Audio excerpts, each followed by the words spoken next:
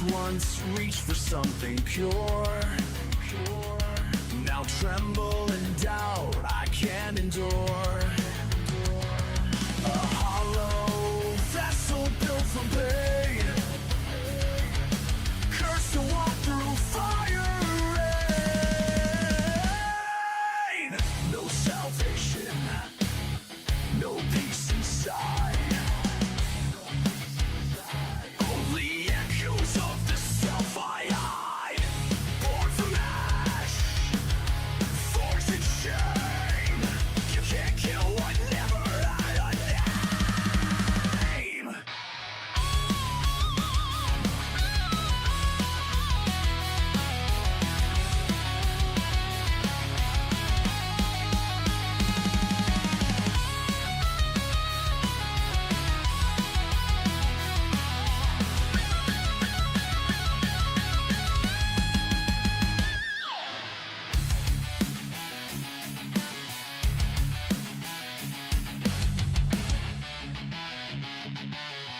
I was never whole, only fragments stitched together by guilt, by fear, by the silence of forever.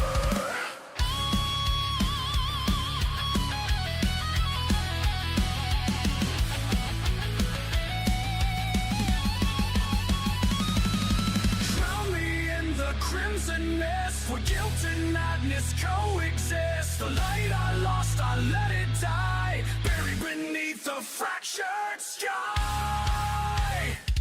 So tear me down in flame and steel, let the pain be all that's real. This ashen veil, my legacy, a soul unmade, no memory.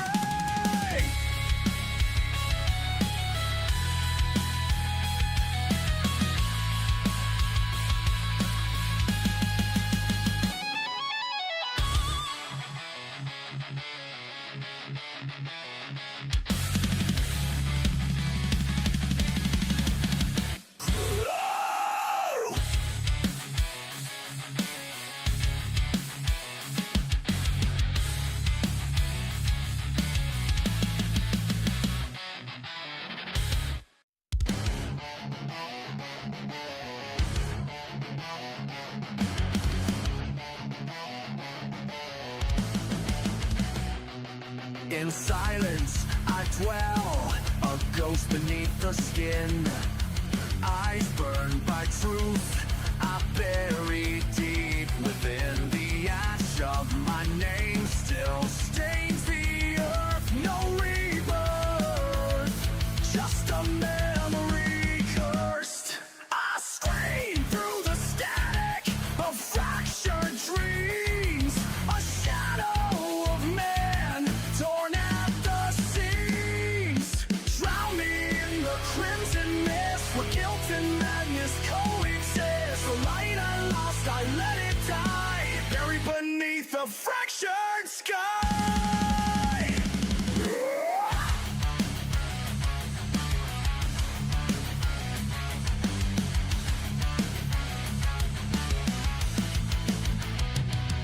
These hands once reached for something pure.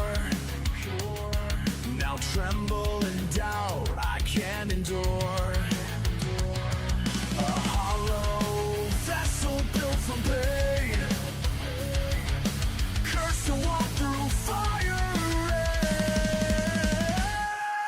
rain. No salvation, no peace inside. Only echoes of the self I hide. Born from ash, forged in shame. You can't kill what never had a name.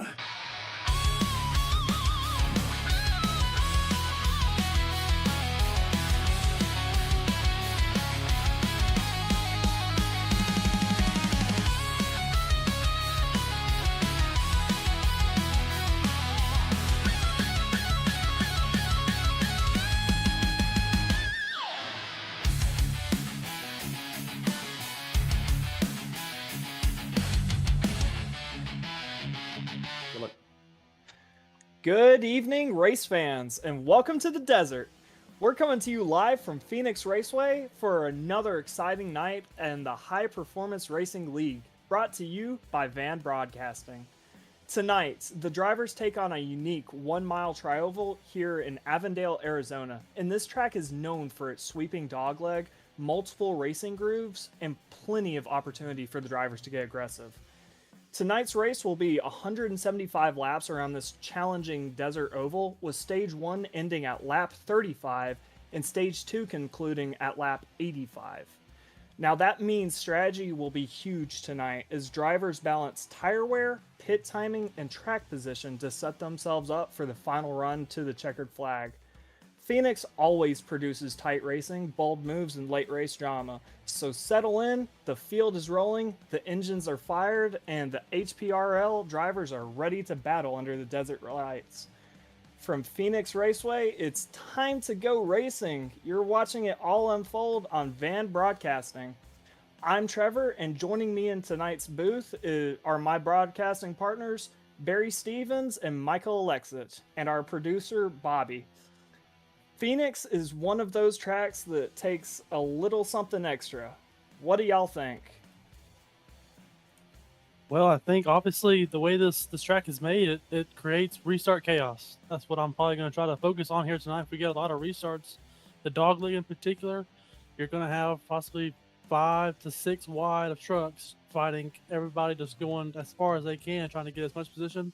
And then after you get done with that, you go right into the next section, which is a very flat but also still very wide room of multiple grooves where you can pick any line you want to see if it'll stick. Most definitely. And what do you think, Barry?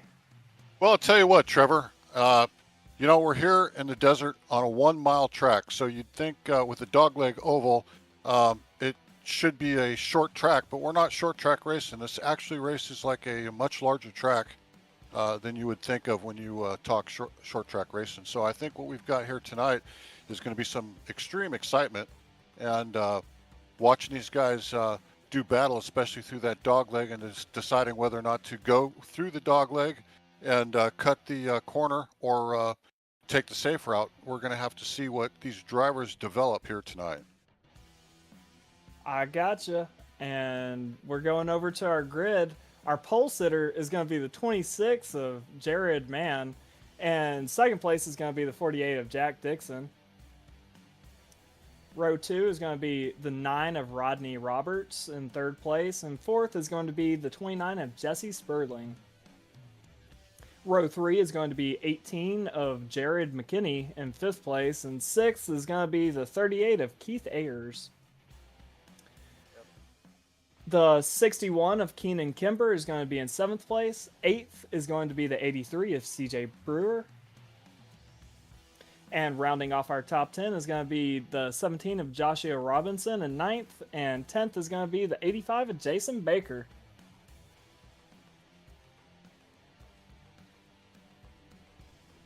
Starting P11 is going to be Will Moore in the 34 truck with the number 12 in 12th, Chris Griffin on his outside. Here we have the number 14 in P13, and we have the 3 in P14 of Seth Owens. Then we have Joshua Baker in the 58 and P15, followed by Aaron Longworth in P16 and the 42. We have David Palmer in the 41 starting P17, with Tyler Locklear driving the number 1 in P18. We have the 24 of Christopher Hockley in P19. Starting P20 is going to be the 81 of Jason Steptoe. And we've got the place of the number 13 car, Matthew Casbaro, in 21st, and 22nd will be Caleb Sabet in the 43 machine. 23rd and 24th is Michael Alexich in 19th, and Thaddeus Friel, who may not make the start tonight. And we are green. We are green, folks. We are rolling.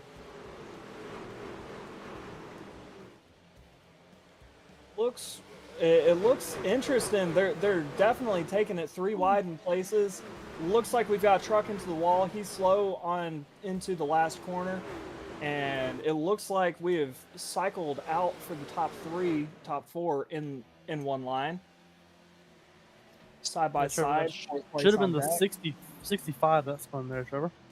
65 got into the inside wall. Something it's hard to do when you're not spinning.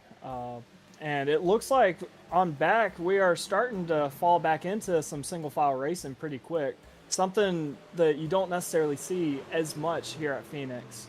Oh, and we've got a spinner in the got a front stretch. spinner. The 38 of Keith Ayers right there. I think he got it back going. Oh, back in the inside wall. Ooh, hard hit for him. He's trying to get it going. He's got it now, but you've got to imagine there's a lot of damage on that truck here at Phoenix. Man, that was a hard hit. Bad for Keith Ayers in that 38 machine. Yes, sir. And back to the front. It stays. I do believe it stays green, but just looked like he he's got around a bit again. too much coming out of the last corner. And it's easy to do here at Phoenix, and I don't know what happened when he spun back out, but coming back to green flag racing, never went yellow, and it looks like this top four, I would say, are pretty single file, but still pretty close. You can see there's a little gap between second and third, but it's easy. It's easy for small gap or to widen on here at Phoenix, depending on tire wear. Which I do think there's going to be a lot of strategy involved in this racing, because you can burn your tires off so easily battling here. Yeah, definitely, You're right. especially in those flat corners that we're going through right here. As you really if you try to really push hard and try to go get those positions up, you can either get tight. If you try to put a little bit more wheeling, it's really going to heat up and wear out that front right tire that really drives it hard, trying to get the car to turn to carry that speed through that corner. Most definitely. I've done a few top split races here, and I've got to say, when you're trying to push this truck and keep up with the people around you, it's so easy to scrub off that front right tire. And so I think we're going to see a bit of that tonight, and who's not going to battle and who is going to battle. And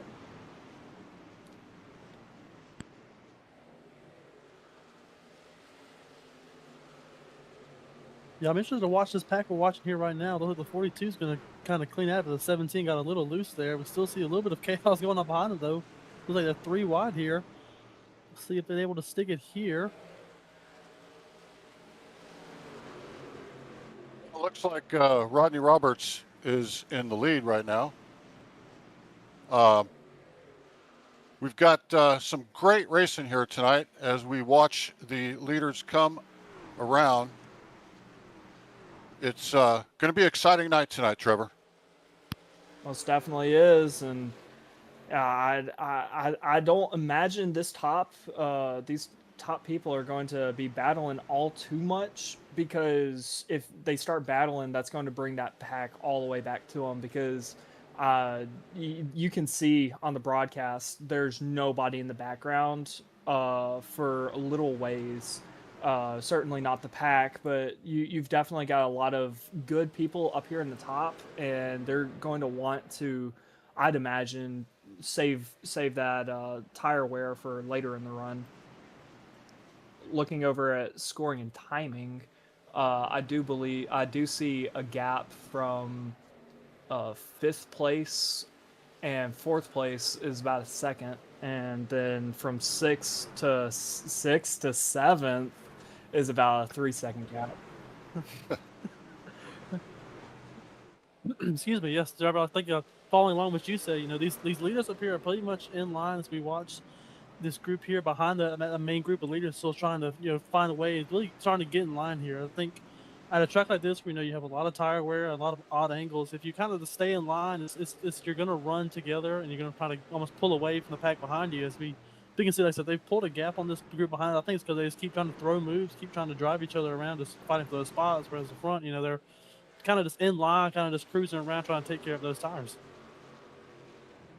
I agree with you, Michael. And I got to say, it's really starting to show, even though we're early on in this race, lap 12, 13 now, uh, who's had the extra time to practice during this week and who's coming in kind of late in the game. So we've still got Rodney Roberts leading pack in that number 9 machine. And behind him is doesn't look like we've had any big changes, Trevor. Well, certainly not. And funny you mentioned the laps. This first stage is only about 35 laps, and the stage one ending is lap 35. So it's going to be a short run. It's going to showcase a little bit of the strategy of the drivers as we saw last week, but I think this first stage is just going to be about who's kind of keeping in their same mentality as far as trying to fall in line or trying to battle. But I think stage 2, with it concluding on lap 85, it's certainly a longer stage. I do think that we'll start to see where the tire wear falls closer onto lap, not lap, but stage 2, and so I'm excited to see how this unfolds. Yeah, I agree. I think a short first stage like this, I would like to have. This gives you that period where we got hard racing here between the 58 and the 48 here. Really, I get a little bit of door trading paint there. Still pumping around that corner. A little bit of the wall there for the 48. The 85. I'm so sorry. Oh, and he gets turned. 85 goes around. That brings out the caution there. Oh man, That looks like it Angie. was the 29. Oh, no. Still wrecking. That is a Arca. hard wreck right there. Arca Way breaking. after the caution comes out, and man, that was a hard hit. You'd imagine if this was real life racing, he'd feel that.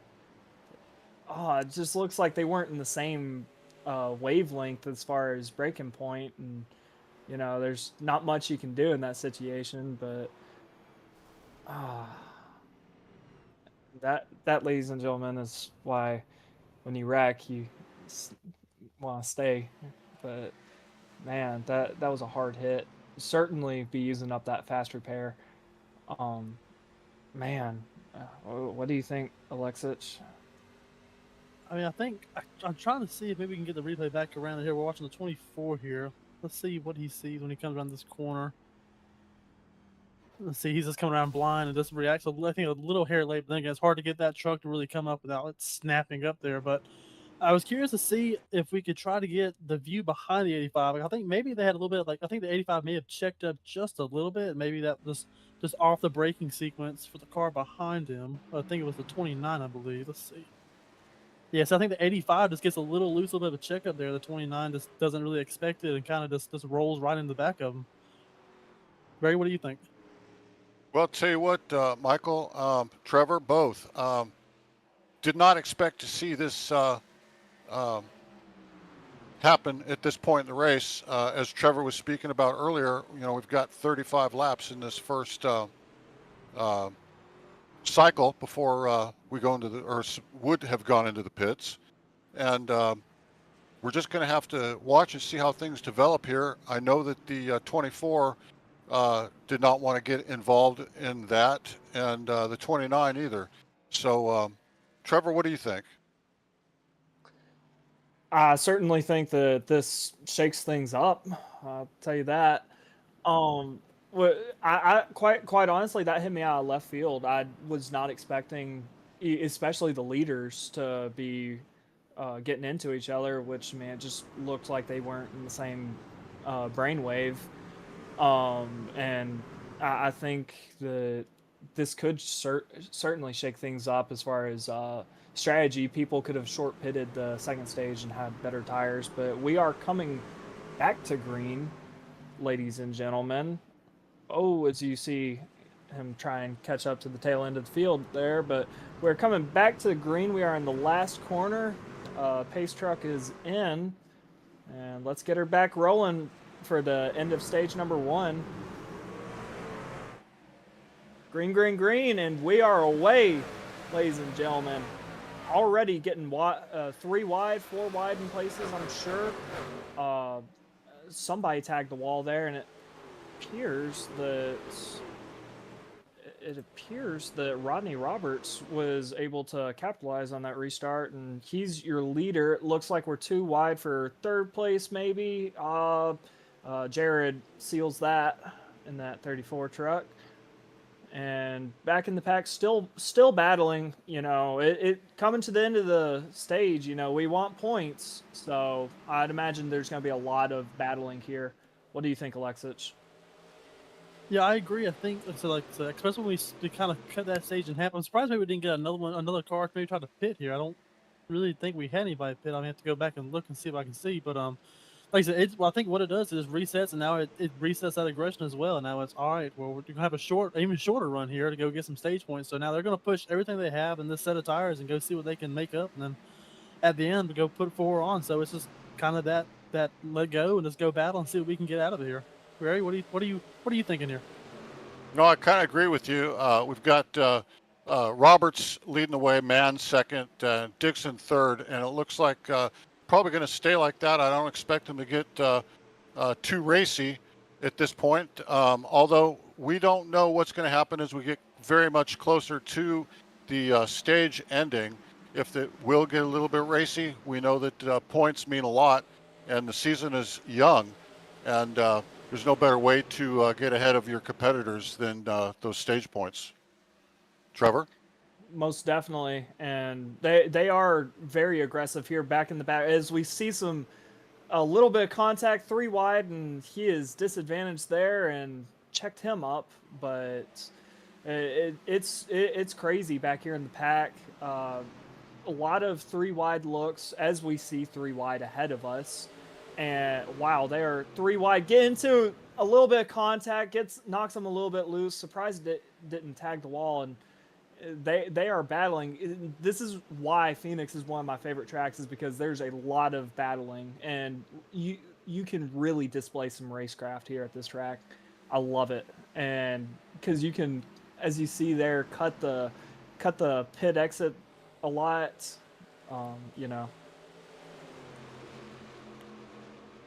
Yeah, definitely. Really, it's like I said, really tricky here as we still on board with this pack back here. Still a little 2 wide. Still moving around. Looks like gonna try to go 3 wide here. Gonna think better of it. That'll be the 13 and the 42, the 3, a big group right here. So they go throw it into turn 2. Let's see, keep carrying on here. Absolute chaos here.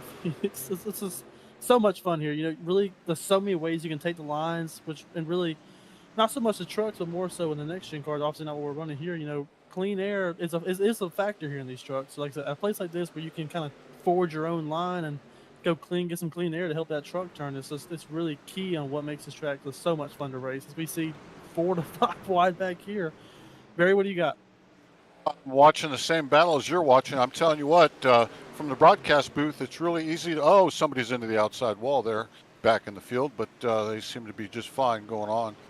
Some right side paint being scraped up onto the outside wall. But yeah, here we are, 2 wide now back here. Things are looking a little bit safer, but what I was going to say is from the broadcast booth, you tend to see what are risky moves and what are good moves, and we're coming back to 3 wide again. And you don't necessarily see that when you're behind the wheel driving. You just see spots and spaces where you can put your truck, whether they might seem like a high percentage move or a low percentage risk of wreck move. Trevor? I definitely have to agree. It's definitely a different perspective, other than being in the car and having the Carson Hocevar mentality of if gap car, and just kind of sending it in everywhere. And so it's definitely really fun watching and whatnot. And I'm surprised things are starting to kind of cool down a little bit. People are starting to cycle into their natural position a little bit, but there's definitely still a lot of battling going on. uh, back here in the pack. As you see, too wide right there. And contact right there almost spins them both out, but it's crazy how much rubbing you can get away with here at Phoenix. But I thought you got loose there, but I love this multi-groove racing. On to you, Alec. Yeah, I think Trevor, if you're still watching this, we see this lead group right here that we just got. We got the two leaders who have just absolutely pulled away from the 48. That'd be the 9 and the 26. Both have just absolutely just stuck together and just pulled away from everybody behind them. Kind of just a two-horse tandem as we come to about 4 to go here before we get to the stage break. They're just kind of biding time. The question is, will we see the 26 of Jared Mahan maybe try to throw a dive here, maybe late towards the end of the stage, try to get that last spot? Or they just probably gonna play nice together. About 2/10 of separation right there.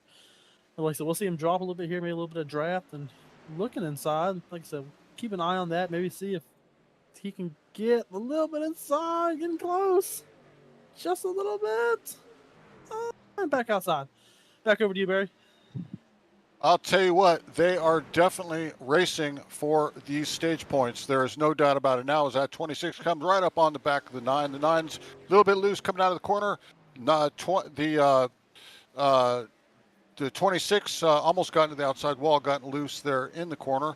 We watched them come back around. The 26 of Jared Mann is maybe going to give it one more shot here as he moves to the outside and then back in line and down a little bit below the 9, trying to make that crossover. I don't think he's got the momentum. The outside line looks like it's going to hold for Rodney Roberts right now. Trevor? Coming into the last corner, and you couldn't put a paper between them at certain points on this racetrack, and it appears that Rodney is... wait, no, we got one more lap. We do have one more lap, but that outside line through here is crucial, and caution. I do believe that is our stage break. But Rodney Roberts is our stage 1 winner. And I've got to say, even though they were battling, it was still second and a half that they are pulling on people while battling, which is very impressive. So we will definitely be watching them tonight. And that is our stage number 1. What do you think, Alexis? Yeah, I think we got a kind of a glimpse of what we're hoping to see here at the end of this race. That caution really gave them a really short run to where they can kind of just, let loose and throw everything they had left in that set of tires to kind of see, how it's going to feel maybe at the end of the race when tires are really hot. The track's going to be pretty tight because it's going to continue to drop temperature here as we go later into the night here, night racing. An aspect I don't think we've mentioned yet, it's going to be really tight, and especially as it gets colder, it's going to get just harder and harder to drive as they'll come on a pit road here, Barry. Well, it looks like everybody's coming down pit road now, and this is a chance for all the drivers to take a deep breath, maybe get a sip of whatever they've got there in their cockpit, and a chance to let the jitters go by. We're through with that initial adrenaline dump, and now it's time to just get down to racing until we get through this second stage. That second stage is going to be so important, not only for points, but to set your car up in position for our last stage. Trevor? And we see Rodney, he's in the pits right now. He was our first one to pit row. I know there was a couple of cars that stayed on track, wanting to get some of that position, on track position. And it is crazy here in the pits. You can gain a lot of time in the pits by having a clean stop, but it just as equal, you could really lose a lot here in the pits if you get put in a bad position, speed, or anything else. I mean, it's always crazy with these stage pitting. Over to you, Alexis. Yeah, looking at that chair, I wasn't exactly paying full attention to the 48 pit there. Just asking. If not, we have the 9 right behind him. The 48 will be a wave round. Thank you for that. And we're going to have the 9 still be in the lead here, as well as the 26 behind him. It looks like we got the 85 coming around, maybe the Lucky Dog, or also a wave round as well. We'll see what happens with them. But no, like I said, picking it back off what you're saying, pit stop and pit strategy are going to be very, very important here. You don't want to have any of those little silly mistakes. But Phoenix is a very long pit road, so I think if we have to do a green flag stop, I think it's even more important that we have a clean stop and definitely don't speed on such a long pit road that winds around almost half of this track. Barry? Well, it looks like we're going to be starting this second journey with Roddy Roberts first, Jared Mann second, Jerry McKinney third, Matthew Casbaro fourth, and CJ Brewer in our fifth position. Getting ready to go. And Pace Truck is in the pits. We are coming back to green for our stage number 2, and we are on Rodney Roberts as he prepares to take off. He's in the restart zone, and he is not in the restart zone. Now he's in the restart zone, and he fires. He gets a good start on that, good edge over Man, and it is 3 wide in places here through the first corner. And it's 2 wide. Oh, a little bit of contact as it looked 4 wide there. They're on back towards the back of the pack, and 3 wide on back battling, but 2 wide for third place as they're trying to sift back into line. Oh, and we have a spinner. Oh, big wreck. It just looks like he got a little bit loose there and lost it. Checked up into the people behind. We'll get that replay for y'all, ladies and gentlemen. But man, it just looks like a miscalculation there for the 13 truck. And that is the 13 of Matthew Casbaro. And it just lost it out of 4. And once you lose it, there's not much you can do as far as checking up to the people behind. That wrong place, wrong time for the people behind. What do you think, Lexus? Yeah, I think, especially in this truck, like I said, he managed to save it. The worst part was he was just up high at a turn 4 where everybody is hard on the throttle to get the run headed for the dog leg, and especially off a restart. Maybe some cold tires still hadn't fully heated up yet as we see him come down pit road probably to get some damage fixed along with the 29 behind him, and I think I saw one more, that'd be the 38 along with him. But no, I think it's what you said. It's just you just had nowhere to go, and like I said, out of 4, you don't really have a lot of vision until you really get almost fully out of the corner. At that point, you're already full throttle, just headed for the start finish, getting ready for the dog leg to try to set up your next pass here. Barry? And what's interesting about that last caution is the 13 of Matthew Casbaro did what he could. However, there's cars behind or trucks behind him, and I think he was hit 3 separate times on the rear end of his truck as he was trying to get his truck back under control. And it might just still be a little bit of adrenaline playing out here as we have just gotten our second round started. It's going to be something to watch for to see if these drivers can get in line and hit their marks through each corner, Trevor. And I do have to say that last corner is really tricky. So I do think what Michael said about cold tires could have been going into play. What Barry was saying with adrenaline, it is really easy to slip that right rear out of that last corner, especially with new tires, because you have to fall into that bottom groove and get on gas really soon if you want any top end for the rest of that front stretch, especially with it being so bumpy and everything.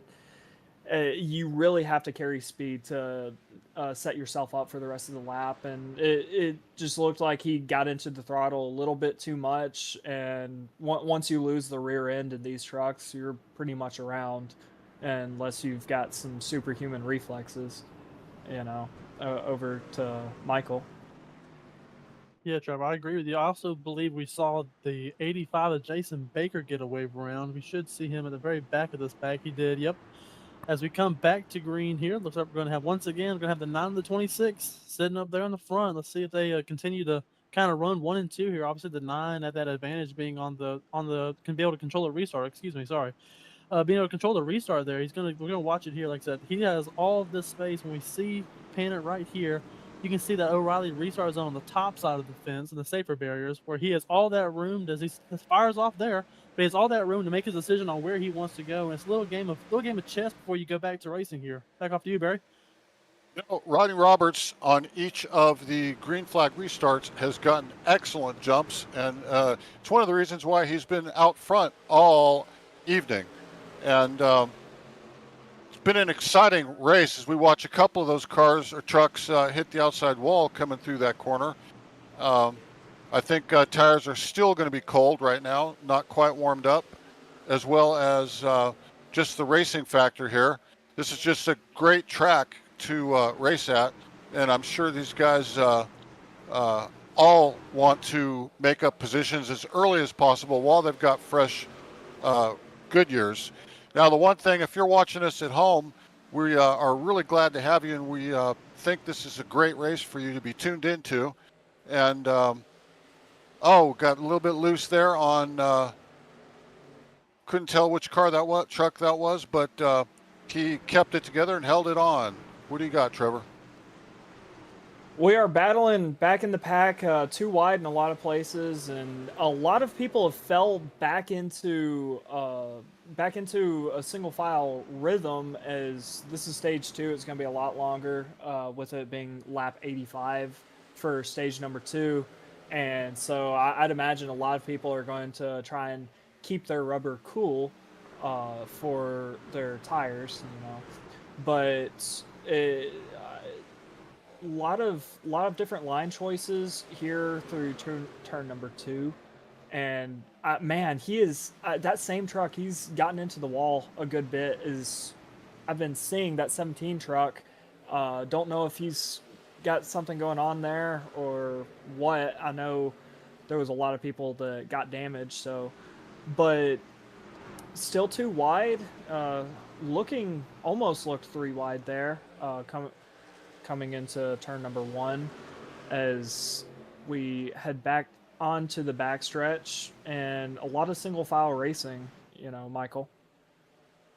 Yeah, Charles, I think the 17 maybe is getting, I don't know if he has any damage, but I think maybe just getting a little bit tight, trying to drive a little bit, trying to keep up with the pack here. As we see a 3-car breakaway now instead of just a 2, we'll see how long, if I can get an eye for that, who that is. The 18, if we'll see if the 18 can try to hold on to this group behind them, maybe try to make this instead of a 2 to a 3 group ahead of everybody, but still a little bit gap behind them. As we see a couple more start tagging the wall, we see this view right here.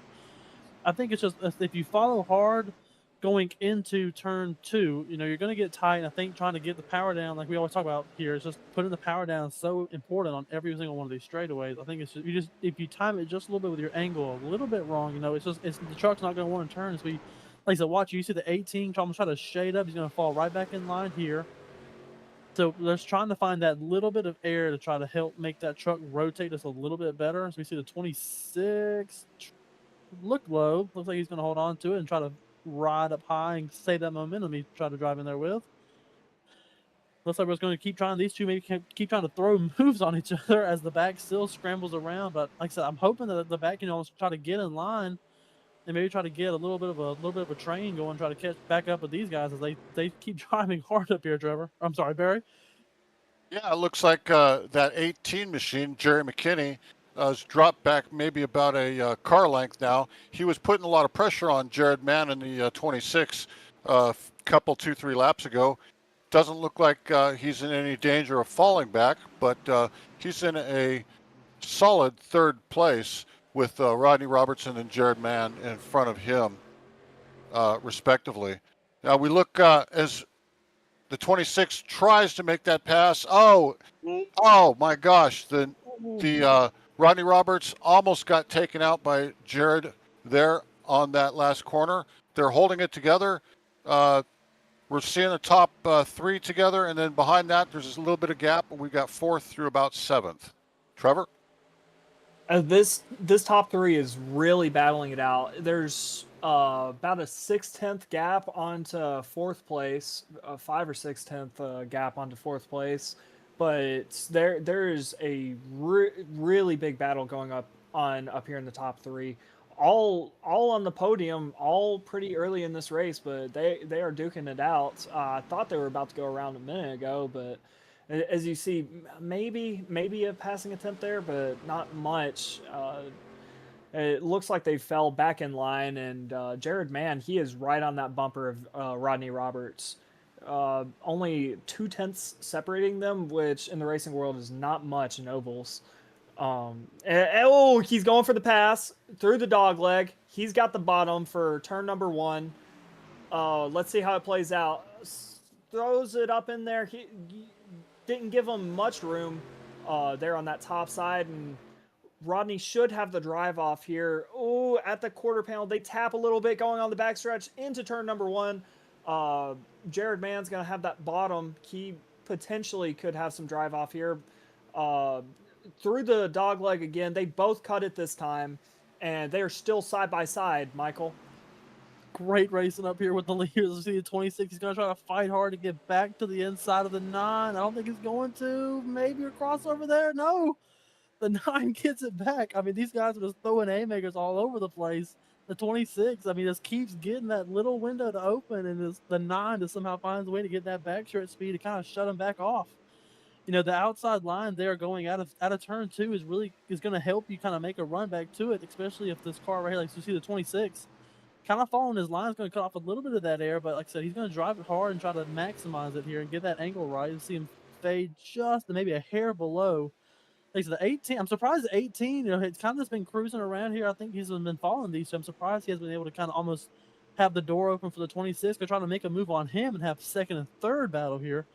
As well as calm down for a second here. As now the 9's going to go with a more defensive approach, start taking that dog leg a little bit more, which is going to heat up those tires just a little bit because of how flat it is. But like I said, he has no choice but to defend with the 26. Keep knocking on the door here, Barry.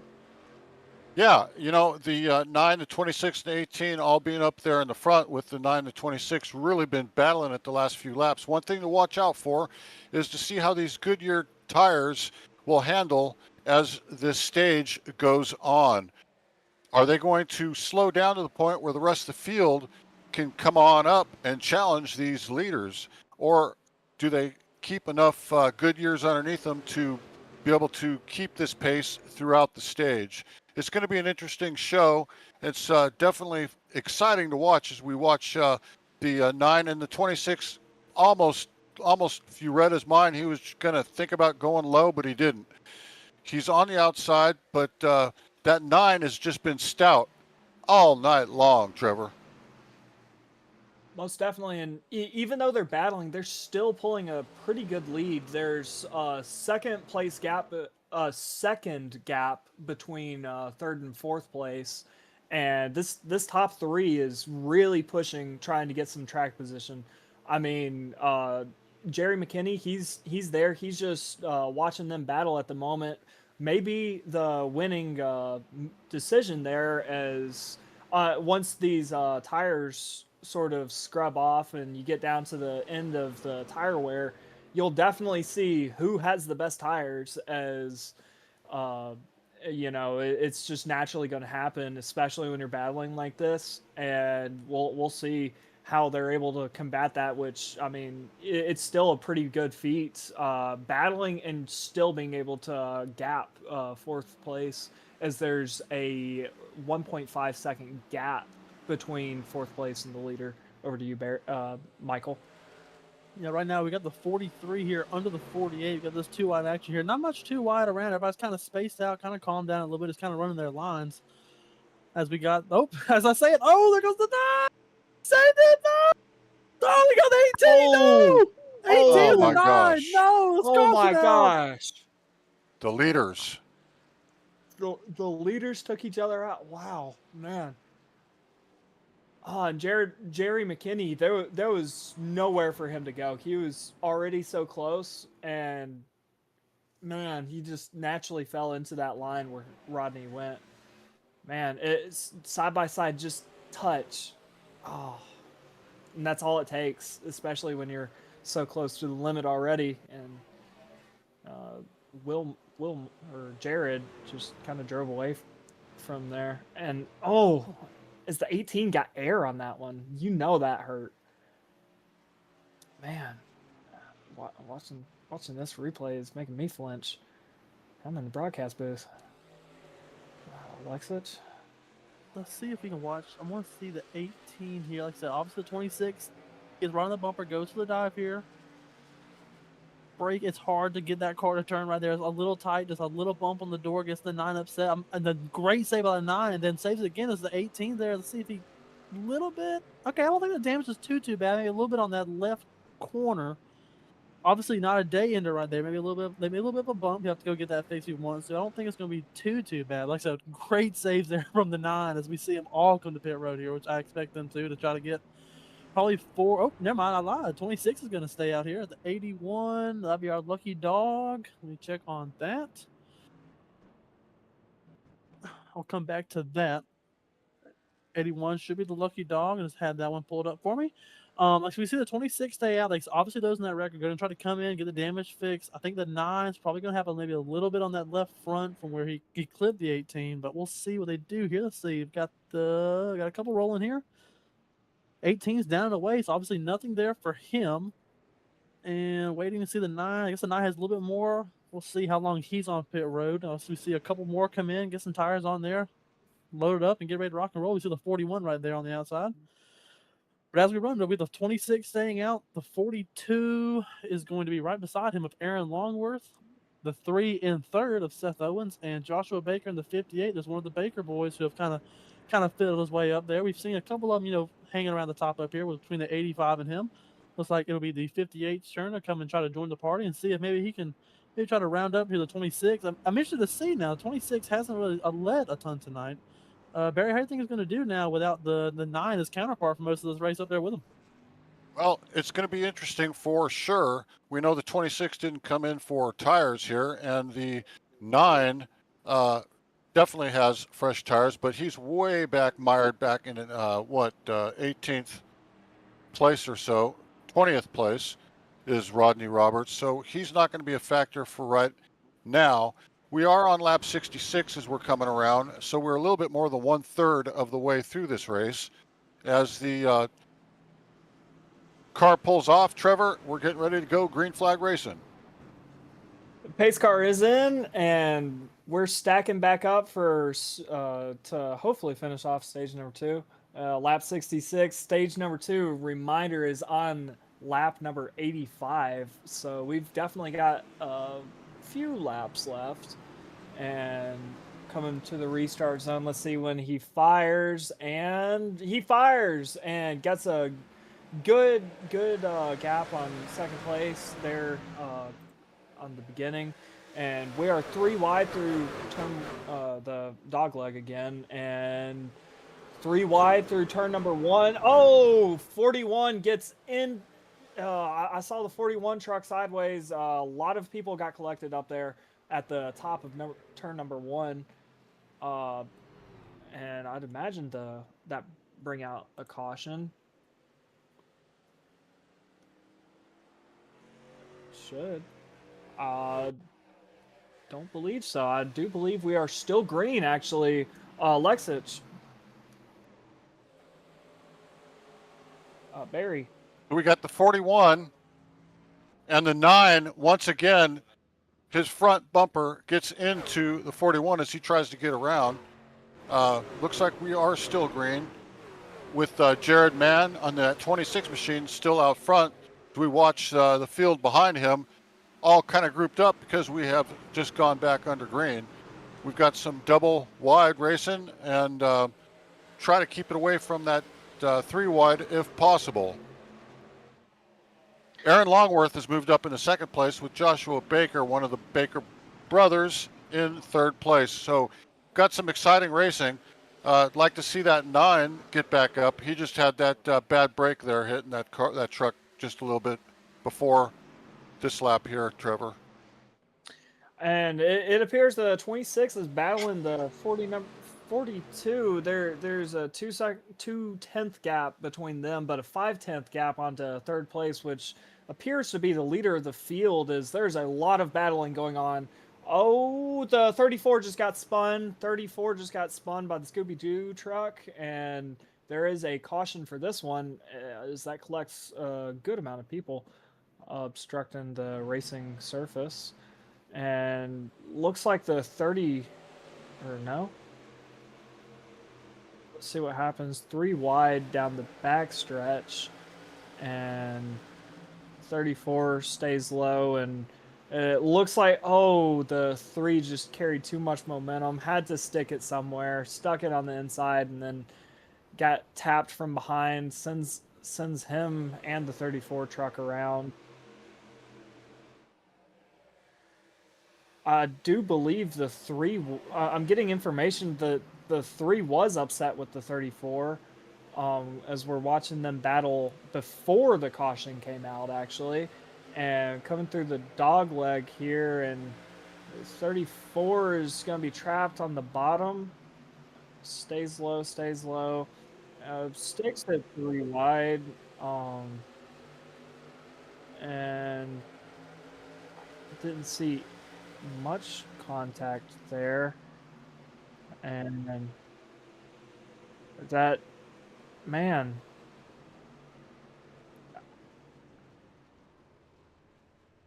collects a good amount of people. And this is the 34 truck in the pits, as I'm sure he's taking some damage right now. As you can see, a little bit of damage on that left front. You can see some damage on the right rear of that 3 truck, that Scooby-Doo machine. Barry, what do you think? Well, I got to tell you, it's a little bit confusing to this line of driving that we're seeing these guys take. We still have 7 laps to go through till the stage break, and some of these guys are risking their entire race by making moves that you might hold off for towards the end of the 3rd stage or the end of the race itself. It's going to be interesting to see. With only 7 laps to go, though, it's going to be like a Saturday night shootout here. We're going to have to see if they can keep it together or if tempers are going to flare. I know there's probably some hot heads right now. Some people feel like they've been done wrong. So it's going to be interesting for sure to see what goes on here. Trevor? Most definitely. And you see the lights on the pace track going out. Let's talk about our leader, Aaron Longworth. He is the beneficiary on this one, as he didn't pit. I know I saw our previous leader pit, but he is up 15 positions, and he is sitting on the pole. Let's see him finish out these last 10 laps, is what it will be whenever they hit that restart zone. But man, there's a lot of commotion going. Tempers are in fact flaring tonight, and we can see Joshua Baker there sitting 2nd place, one of the Baker brothers, and looks like these top people didn't pit. They're waiting for the stage number 2 break, get a little bit of tire advantage that way, and they're coming to the restart zone. Let's watch Aaron Longworth as he enters the restart zone. He fires almost immediately and gets a pretty good start, as he was immediately able to pull in front of 2nd place. 3-4 wide through the dog leg there. Coming into turn number 1, 2 wide up front, 3 wide in places. Man, they keep it together. 3 to turn number 2. No contact from what I saw. 3 wide for 2nd place, as they tuck in 2 wide in the corner. They are battling for this stage points here. And the 85 comes out of nowhere and gets into the John Deere machine. Takes off the tailgate. Man, that came out of nowhere. Man. Geez. Just miscalculation, maybe? That surprises me a lot. Didn't even see him for the most part. Coming through the dog leg here, he takes that far inside line, and just wasn't expecting the 43 to be taking up the middle of the track, and then he just got absolutely hit from behind by the 34. Geez, and I do believe he immediately pulls. No, he doesn't. Pulls back onto the racing surface, Barry. Yeah, so we've got about maybe 7 or 6 laps to go when we put the green flag back out. We've got to go to lap 85. We're at lap 77 now. Definitely, without a doubt, we've got some hard charging going on all throughout the field. Every point's going to matter for those top 10. And if you're in the top 5, it's even much more stress going on for our leaders. Um, Aaron Longworth is been battling off and trying to fight off Joshua Baker, and looks like not sure how he got there, but the 14 of Duna is showing 3rd place right now. And what we're going to look for here, getting to the end of this stage, is hopefully we can keep it caution free and see some really good racing. It's definitely at some challenging conditions here at this point in the race, Trevor. And I would like to mention the 43, he in fact did not pull into the pit lane to get some damage taken off. As you can see as he goes by here, he's got a good amount of damage on that rear end. In fact, there's no rear bumper on it, only a little spoiler to put some downforce, but that is definitely going to take some grip out of that rear end of that 43 truck. As you see it there, all you see is sheet metal, as opposed to a fiberglass body is what it would be. So I'm excited to see how that plays out as the lights are off on the pace truck. We are coming back to green here of Aaron Longworth, who again is up 15 places, sitting on the first position coming back to this restart. Let's watch him come down the backstretch as he's getting ready to take the green flag again. I know there was a lot of people that stayed out despite damage. Didn't see too many people in the pit lane there. And Aaron Longworth coming to the restart zone here in just a second. He's in it and he fires. Gets a gap on 2nd place, pulls up a little bit, widens out his racing line. Let's look at the glory of the dogleg here on this first lap.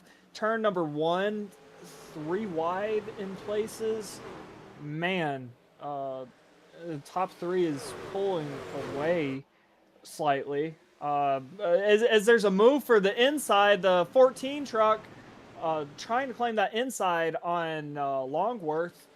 No, he can't get it done, but another caution comes out. That would be the 43 truck. Man. Let's see what happened here. Too wide, too wide, too wide. Gets into the wall a little bit as there's a lot of shuffling going on in the pack, and it just rode that wall, no grip in the rear end as I was predicting, and that right rear gets loose, Alexis. Yeah, like I said, obviously he wanted to stay out there. He was P4 when he on that restart, so obviously he wants the stage points there, being it's so short of a run, but obviously just faded back and just had no downforce to help that truck really stick in the corner to try to put up any kind of fight. As that should cap off our stage. Let's go put the 42 there with a stage win of Aaron Longworth. Glad to see him get a stage win there, able to hold off everybody else. It's a 14. I think had a little bit fresher tires. He was a hard charger there at the end of that stage, really trying to make his move and trying to set him up there for the 42. The 42 just wore him out a little bit too much. The 14 just on a little bit of fresh set there, just a late charge there a couple laps in. And I think he was really unhappy to see that caution as opposed to the 42 being happy. Barry? I'll tell you what, who I've been watching is our early race leader, Rodney Roberts, in the 9 car. He is in P7 now as we speak. He has made a huge amount of gain through these caution laps, through some hard racing. It's just, I don't think we've seen the end of the number 9 car for tonight. I think he's going to work his way back up in this 3rd stage and be fighting for that top 3 spot as we watch all the trucks come down to pit road. There's the 9 we're seeing right now as he goes nicely into his spot. We're gonna have to watch, see who's coming out first. Could not see that number, but it looks like we're gonna have a small amount of a shakeup here at the leaderboard. Trevor?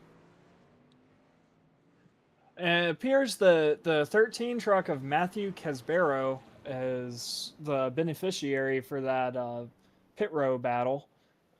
He's going to be your the 26th of Jared Mann. Sorry. Uh, Correction, some of these guys did not pit. They short pitted last stage. I did not catch that as uh, some of these guys stayed out, and so they're going to be on worse rubber than because I know the last I saw people short pitting the stage was about 10 laps to go, and so it's going to be a matter of how much tire wear they were able to save, even though they were still racing. Uh, and you can see that 26 truck. He's up there again. He was leading at one point in this race, and so I don't think that was the last we're going to see of him. Same with Rodney, as Barry was saying earlier.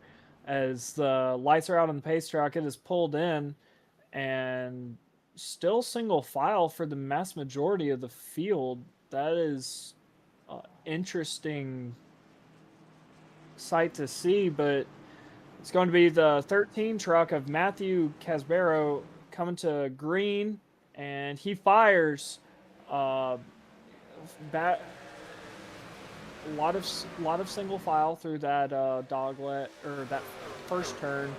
A lot of double wide in the dog leg. We're through turn 1, double file still. Turn number 2, a lot of double file still, as we see one truck get out of line there on the inside, and that is your first lap of the last stage. Now, Michael. Yeah, well, still trying to figure out why we were all single file there. Interesting. Trying to figure that part out. Haven't quite figured that out yet. I'll have to go look back and see if I can find something. As we see the Scooby-Doo machine looking inside the 13 here. And it looks like he's going to be in the... Oh, we got a spinner on the back. Oh, big wreck. 65-12. 4 to 5 back there. Huge calamity. Still spinning around back there. 65-12. I believe I saw one more spinning up a little bit ahead. He may have kept it straight. Trying to look for damage on these cars, see what happened here through the dog leg. I believe the spin was here after we get through this section right here. See the 17 on that outside, shade below the 42. 12's here. 29. Let's see what happens here. 65. Oh, 65 got loose. 12 had nowhere to go. Caught the 29 against the wall. The 81 wiggles, but holds on to it. So it looks like just a little bit of nowhere to go once again here. These stretches here, the front stretch is not as bad, but this part right here is really not a lot of room for you to make a quick move here without bumping into a wall. As we saw the 12, try to avoid the 65 and it's caught the 29 up against the fence there. As it looks like all three of those, including the 81, the 41, are going to come on a pit road, probably get some damage fixed, and probably going to replace those tires after skidding them. They may not, but we'll see and keep an eye on that. With that being said, going to put the Scooby-Doo machine of Seth Owens out to the lead here, with the 13 of Matthew Caspero in second and Jared Mann in third still. Barry? All right, drivers, it's time to take a deep breath. Think about what you're doing here. We've had a lot of cautions in a short amount of time. Cautions breed cautions, we know that. But what we've got to do is spread out just a little bit. Let's get to racing each other, racing the track, and not trying to win this thing. We've got a long ways to go. We're only on lap 88 tonight, and we've got to clean this race up. These drivers know what they're doing. They've had all week to practice, so it's just a shame that some of these drivers' hopes have been dashed already, and if we don't clean this up, some others are going to also face that same dilemma. Trevor? Most definitely, and it appears that we're already going to single file restarts, which is definitely a turn of events. But this caution actually gives us opportunity to tell you that today's race uh, is brought to you by Veterans and Affiliated Networking. Veterans and Affiliate Networking, or VAN, is a 501c who specializes in helping veterans build community and confidence in all things iRacing. From racecraft to custom paints to broadcasting, as you're seeing tonight. Uh, if you're a veteran looking for help with iRacing, get in the van. If you'd like more information or to donate, contact Veterans and Affiliated Networking via our email, veteransandaffiliatednetworking@gmail.com. Michael? Yep, Trevor, the pace truck is off. We're about to go back green here as the 3 is going to lead them down to the restart zone. After all that calamity, we have a couple hours lap down. We still have the 85, Jason Baker 1 lap down, and the 29 is now 2 laps down. Probably trying to get all that damage fixed as they fire off green here. Pulls away the 3. There he goes. As we see the 26 and the 13 are going to be side by side together here. Still fighting for the dog leg. A little bit of chaos. 42 sliding up there. Here we go into turn 1. One car down there on the very bottom of the apron. I think that's the 38 there. See if he's going to pit road. Okay, never mind. About to say, interesting line if he's able to get a stick. The 3 still leads. 26 behind him. 26 is going to try to make that early little dive move, try to get the 3 to almost change his line, trying to block him off here. 26, 13, a group of 2 wide behind him. 26, a little bit of a run here. Let's see where he goes. We go high side. Here we go. See that there's the 9 again. So coming, just like Barry said, coming right back up there outside one of the Baker boys right now. It should be the 58. He's outside. Ooh, tight against the wall. 42 kisses it. 26, 3. Still the 9. Like I said, 9's on his way back up there. Barry, what you got over there? Well, like you said, he's moved up into 4th place now. We should see him in our top 3 here very, very shortly. He has got a hot rod here tonight. But let's not discount Seth Owens and Jared Mann. Jared Mann's been up front pretty much all night long. We've got Matthew Casborough fighting in that 3rd position. And what we are looking at is the cars starting to spread out just a little bit more, allows for these guys to come up with some strategy during their racing. The 9 car of Rodney Roberts is now in 3rd place as I speak and has his eye on the 26 in 2nd place, Trevor. Looks. Oh, As the no. 9 gets taken out. Oh, Oh, my my. word. Oh, it looked like a right hook from the left rear. Oh, geez. And, man, right after he overtook him, I was literally about to say he had to run down the backstretch to seal that position as we're looking at the replay. Look, it just looked like he committed to a gap that wasn't quite opened yet, trying to defend against the truck behind. Tried to slide up in there, and there was not a truck length for sure. Just looked like a mistimed move, perhaps. Either that or he got tight, which I know coming out of turn number 2, it is very easy to get tight there on the bottom. So that's always a possibility. But man, that right as we were saying, Rodney was coming back up, got took out. So that is a tough break on his part, Michael. Yeah, really interesting to see that. I was maybe trying to see if we can try to go back and get one more look at it. We see the 3 is obviously going to keep his spot here. So Seth Owens is going to retain his spot here. The 48 back up there in the front again. We had him early in this race. He's starting to flash his way back up there. We'll see the 38 here get the lucky dog around the outside. That teal and black truck coming around the outside there. So as we run, it'll be the 3, the 48, the 14 of Duna, the 42 of Long. We're still there hanging around. The 43 of Sibbett.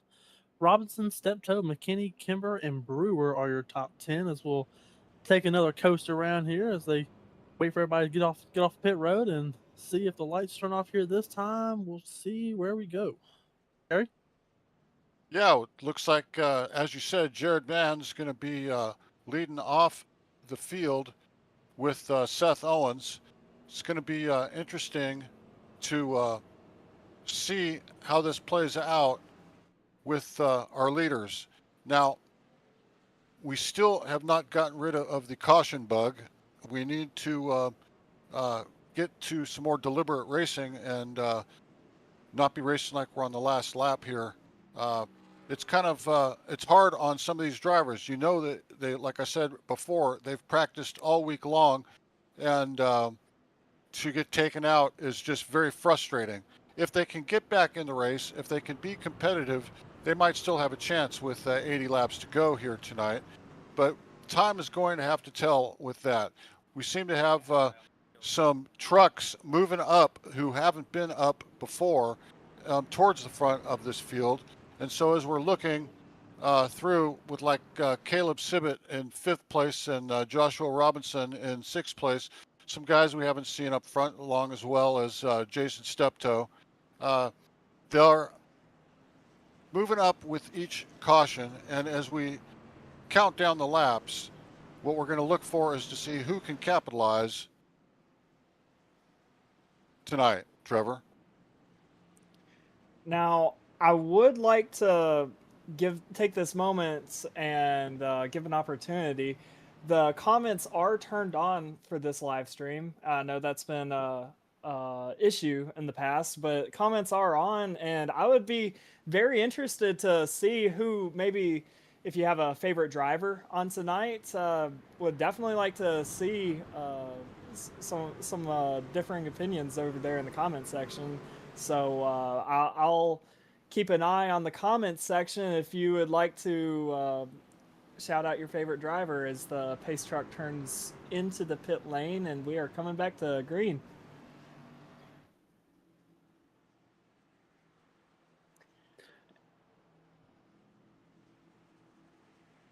And your leader is going to be the 3 of Seth Owens, who is up 13 spots, and he is coming back to the restart zone now. And he fires, and he is away. Gets a jump on 2nd place there, staying on that bottom. Let's look at the dogleg here, and a lot of action going through the dogleg on this restart. And double wide into turn 1, 3 wide in spots I saw. Turn number 2 navigates mostly clean into the wall for a lot of drivers there. A lot of drivers were able to keep it straight, and we're looking at our top 5 right now as they're double wide for 2nd place there. And it appears the outside has a slight advantage going into the corner. As the 42 truck rides that wall, that would be Aaron Longworth. And 14 there on the bottom still. Coming down that backstretch, it looks like the 48 slides in front of him, gets that job done, and now they're battling for 3rd place, Michael. Yeah, the 42, we see him really driving hard on that outside, trying to make up any ground he can. Looks like the 14 is kind of stuck right here. We got one way low. I don't know if maybe he's going to pit road. Have to check on that. I think, yep, he's going to pit road. Oh, never mind. Slow lap truck. Thank you very much. So we got the 3 still leading here. The 48 right behind him. That 2-car breakaway once again. We got the 42 and the 14 side by side behind them. Looks like it's pretty straightened out. Maybe a little bit more in the back there. But this top 2 just kind of starting to pull away there. A little more action on the dog leg. We see, don't call it too early, but we see the 26 back there already starting to make some headway up to about 7th place. Yep, 26 back there and 7th. That'd be Jared Mann. Still have the 3 leading here with the 48 just trying to work on here. Let's see a low entry, get that clean air on that truck. We'll see if he slides it up towards the fence, as he will. Barry, what are you looking at over here? Well, I've been watching the timing in between our leaders, and Seth Owens did have 0.4 of a second on Jack Dixon. He's cut that almost in half. Could just be some great driving, could be some strategy. Not sure, but what we've got here is a race tonight in Phoenix Raceway. We see the 14 cross the line. That's Emil Duna. We are starting to get close to a single file. We're watching the 42 go to the outside of the 24. That's for position. Trevor. Looks like the 14 truck almost falls into line. The 43 gets in below him, but we do have a question in chat, and that question being, how much of a factor is dirty air at a track with so many lines open to drivers? So normally in the trucks, you would want to, at a multi-groove track, look for some clean air on that front nose, give it a little bit more downforce, but most importantly, it's going to save your tires. But at a track like this, where it's a little bit more towards short track racing, a lot of the time you want to try and find that clean air, more so for the fact of you can use overspeed at this track, going down the front stretch or the back stretch. Oh, truck into the wall hard there, but there is certainly a factor, mainly it being tight, and you can definitely feel that back on in the pack. And then a lot of it too at this track is just about having the overspeed. And I'd like to also mention we have a number 34 fan as well as a Taylor Locklear fan. Michael? Yeah, Trevor, kind of piggybacking off you said to kind of go a little bit more in depth on that. So obviously at a track like this, it's a short track, but you want to use speed to your advantage without, as you said, overspeed or overdriving the corners. With the trucks, they're not as bad. Like I say, if you watch a typical NASCAR Cup car broadcast, they're always talking about dirty air. And usually they're going to point to the diffusers on the back of those next-gen cars and all the weird aero quirks that they have on those next-gen cars. They're really affected a lot more than these trucks do. So the trucks, if we can try to get a view here, if we look on the back of them, you're not going to see the diffuser down there. This is a metal body. This doesn't really have anything on the undercarriage we really have to worry about here. But it's still the same on. There we go. It's going to give you right here at the back of the 48. So we can see that. If we also get a little bit of 3 shade up there, you also see nothing. You see all the suspension on there on the back of this truck. That's why we don't have to worry about as much dirty air, but there's still going to be a little bit of a factor here. You don't want to heat up these tires. So as you come down here, see how he's right behind it? He almost has to check up and slide up a groove just a little bit. So if you get right behind the truck, it's going to make it what we call tight. So the car is not going to want to turn as easy. So you're going to have to put a little bit more wheel into it to try to get it to fight that car down. So see, we'll go up here. So see, he's going to fade up, get a little bit of clean air. He's going to try to do a crossover right here, try to get underneath and keep the clean air. Oh, but you got to be careful right there. That little bit of banking shift on that yellow line down there between pit road and not. But once again, picking back up where it was, like I said, you still going to see him keep trying to shade under here. Here we go. See, look, goes going right under here. Going to try to get on that quarter panel, get a little bit of a side draft. Dips down for the dog leg. He's going to have a run here. Let's see what he does with here going into turn 1. See if he tries to outbrake the 3 here, which is one thing you can do in these trucks. There we go. See if he tries to go for a slide job. I don't think he's clear yet. Let's see. 3's going to have the run here on the outside. Here he goes. There it goes. A little loose. 42 is going to get to the back of the 3, and now that leaves the 48 on the bottom. So, looks like a shot was there from the 42 going to the back of the 3s. We got 3 wide behind our 2 leaders here, and there goes the 48 taking the lead, as I said. So this track is really groove centric to where you can make up lines to work in your favor that maybe as a group of cars you want. So right here, if we see all 3 of those cars fade to the top side, there's not much going on. So we'll see these cars on the bottom at the 14 right here is really going to get a run just because there's no one in front of them to really mess with that air. Now there is a little bit of crosshair that you can get if you try to go a little bit higher. If you almost split your truck with the truck in front of you, it's going to make it a little bit tighter, but a little bit of a ramble there. But yeah, so that's a little bit more on the tightness that we were talking about there. Barry, you got any comments on that? Yeah, the main thing I think with a track like Phoenix, like you said, there's so many ways to get around here. You don't have to be stuck to the bumper of the guy in front of you.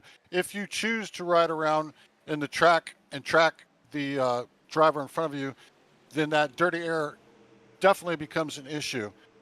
You need that space to get one side or the other not in his direct draft on a track like this. These corners come up quite quickly, and we've seen quite a few guys grazing the outside wall and some actually hitting it pretty darn hard. But some of that could be due to dirty air if you're tracking right behind the car in front of you or the truck in front of you. That's possible. One thing to be watching out for tonight, though, is our early competitor Jared Mann, who started tonight in first place, is up to fourth now. So he, unlike the 9, who it looks like he's out of the race showing 18 laps down, Jared Mann in the 28 is showing in fourth place with Jack Dixon in our lead in 48 machine, followed by Seth Owens in the 3. Trevor?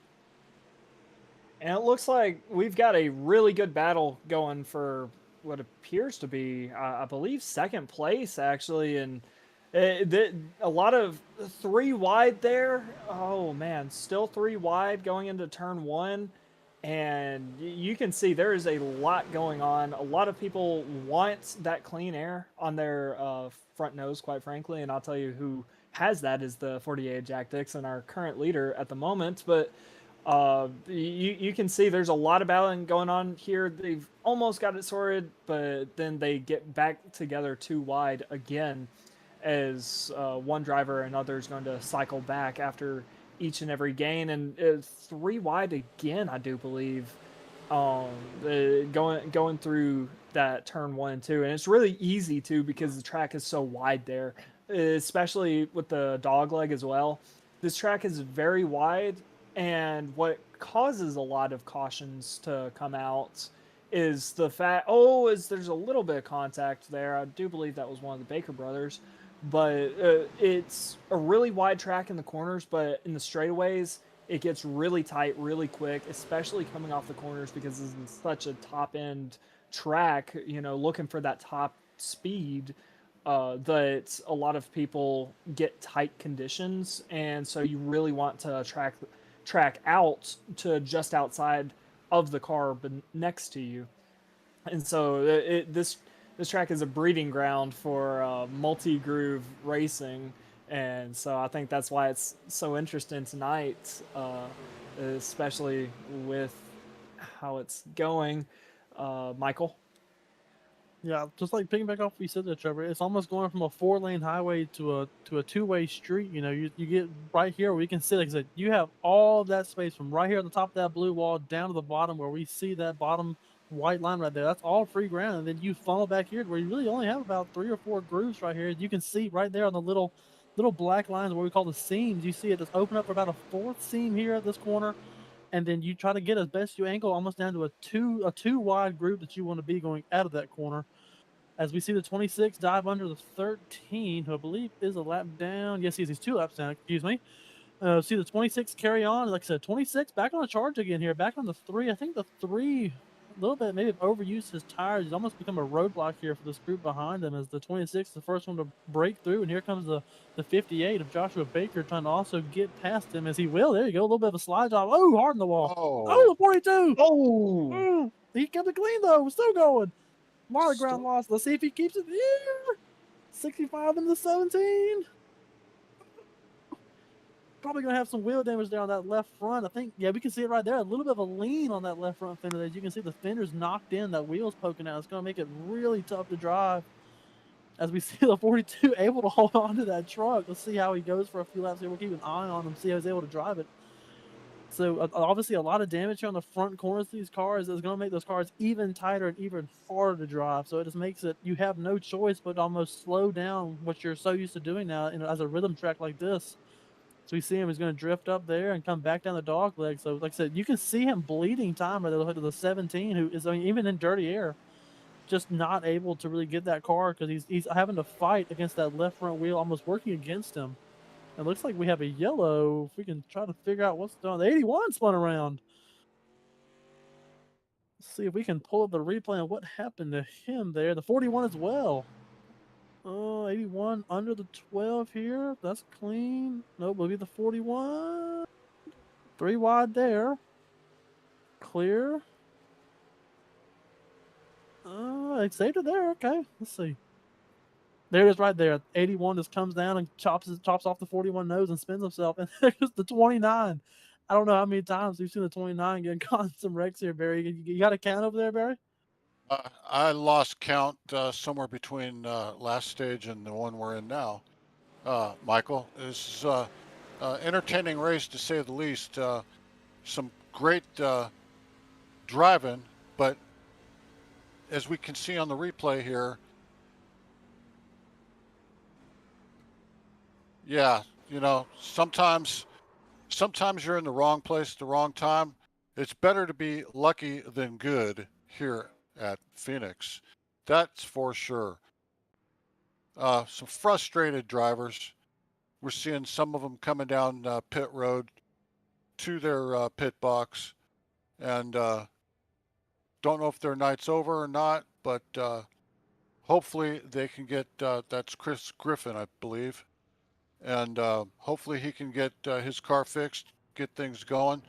We're showing Joshua Baker for the first time tonight out in front. Don't know if he'll be coming around for pit road or if he's going to stay our leader, but that's Joshua Baker, followed by Jack Dixon, and then look at Jared Mahan in the 26 machine in third place. That is some great driving by that 26 machine. We'll see if he's got anything for Jack Dixon and Baker up in the lead. It's going to get exciting. We've got 52 to go. We'll probably be at lap 50 when we go green, and going to have to see what the strategy is and when they will come down to pit. I don't think we've seen our last caution tonight either. We're just going to have to wait and see how this race develops, Trevor. Most definitely. Lights are out on the pace truck. We are coming back to green again as the pace truck's going to pull in. But the racing's been really heated all night. There's been a few cautions, but I would also like to take this small little break to mention that we have a Sperling, Sibbets, and Robinson fan in our live stream as well. So shout out to those drivers, and we're coming back to green. Let's see how they're able to navigate these last 50 laps as it's going to be at the restart. And we are coming to the restart zone. Joshua Baker, our leader, and he fires early, gets a good restart, double wide through the first corner, a lot of 3 wide in the dog leg though. And that's a trend we've been noticing into turn 1. A lot of double wide. Turn 2 is going to be a little bit of single file. Things have calmed down a little bit, but not up there at the front, as we've got a look from Jack Dixon going underneath Joshua Baker. He's going to lose out on that spot, and now he's going to be battling man for second place there. And we've got the Scooby-Doo machine of Seth Owens behind them as well. He's still funneling back, Joshua Baker is, as he tags the wall. Oh, we have a loose truck there on the backstretch. Looked like he was able to collect it as he gets cycled back double wide into turn 4 there. Battling the 12, but man, tough break for him. Went from the front, he's cycled towards the back, and the Jack Dixons drove away a little bit. 5/10 lead over Jared Mann, who is currently fending off Seth Owens there in the Scooby-Doo machine. Michael? Yeah, Trevor, just want to make a note. Joshua Baker in the 58 did not pit on that last round. Looks like everybody else did. I'm looking at the numbers here. Joshua Baker's on 34 lap old tires, so that's why he's kind of see him fading back there. I think he's just kind of hoping for a quick caution is what he wanted to try to get that truck some stickers, maybe try to make up some spots here. But you see him fading. As you see the 42 now look to the inside of him, just the tires are just too old to really have a fight against these guys. Had most of them come in there on lap 23. Including this group that's coming around him right now. But we'll keep an eye on him to see how far he fades. We see the 18 did have that spin, and it looks going to try to make a recovery back up. I believe he's around P4 to P6. Don't quote me on that, but I believe he's around that area. We saw him get just really loose out of the middle of nowhere. Maybe he just got a little wiggle in the corner, maybe wiggled the wheel, and that's what made it upset. We see him probably going to try to dive under the 58 here. Let's see where he does. No, the 58 is going to shut the air off. Not all the way though. Let's see. Here goes 18 is going to be side by side and should clear him here in the dog leg. Also comes the 14 and the 12. Watch these two, see how they play. Riding high goes the 58. Staying on that middle groove right there. You see everybody just kind of pass him on the bottom there. Barry, you picking up anything around here exciting? Watching this exciting development as you've been talking about it, and uh, they are racing like there's no tomorrow. Some great sportsmanship going on. We see some give and take now, and drivers aren't trying to occupy the same spot at the same time. We see that 58 of Baker just keep dropping back. Um, like Michael said, his tire wear is a little bit above the average of the field. And as we're seeing him just slide on back, holding on to everything he's got and hoping that we have another caution. The rest of the field, I think, would like to just get to racing and stop these caution laps. Jack Dixon's still out front. Jared Mann in the 26 is back up into second place, and Seth Owens is dropped into third place. It's going to be interesting to see what Jared can do. Does he have anything for the 48 of Dixon? I think before the night is over, we'll find out. Trevor? Now, I'm not counting Dixon out. He's running pretty comfortable there in first place. Now, I would like to mention that there's a gap from second place to third, about a 5/10 gap, and then third place to fourth is going to be about a 3/10 gap, as our leaders are putting in some pretty blistering times, as I might mention myself. And it appears Jack, he's coming up on a lap card. It looks like that. I can't tell who that is, but that's going to be another factor, is how quickly these leaders are able to navigate the lap traffic. Now, this is it's one of the Baker trucks, I do believe, as I get a sight on him there. Tough break for him. It appears he's got a little bit of damage as the leader goes to dive it in. Turn one, he gets by him, ripping that low line. 26, man, he's by him as well, so they're able to track all the way out to that wall on this backstretch as the 3 of Seth Owens goes to overtake. Oh, and Ayers looked like he went for a move on Seth. It appears it didn't stick, but they are still side by side. And this is what I was mentioning with navigating this lap traffic. If you don't navigate it quickly enough, there's always the opportunity for somebody to potentially get a shot at you, as it appears that 38 truck was able to do. It looks like he's trying to get that nose down there below him, but just can't quite get to stick, as still too wide through the dog leg. And he's going to have an attempt here at the low line into turn one. Turn number 2, he's still down there. Let's see if he gets enough drive off. Tracks it all the way out to the wall. And man, he is wanting that podium spot right there. He said, I know there's only 38 laps left in this race, but I want it now. Actually 37 now. And it appears he's using all of that dog leg, and he comes out ahead of Owens, actually.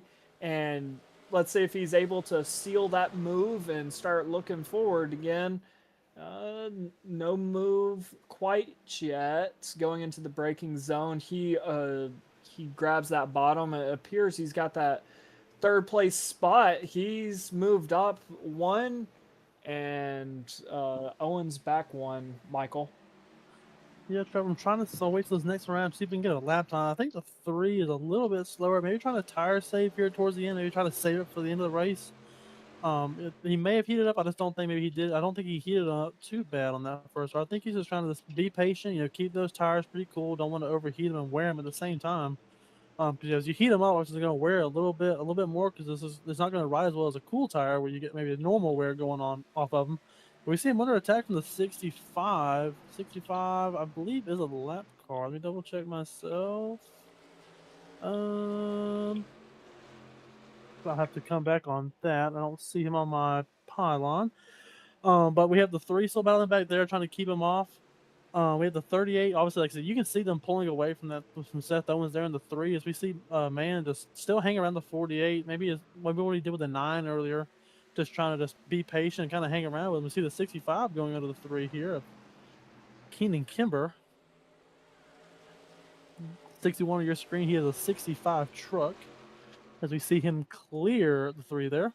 We see behind them the 42 and the 18. The 18 looks like he recovered a little bit. The 43 back up there. We saw him lose his tailgate and had that spin near the end of stage 2. Looks like he's made his way back up there. And he'll be, that's Caleb Sibbett in P6 right now.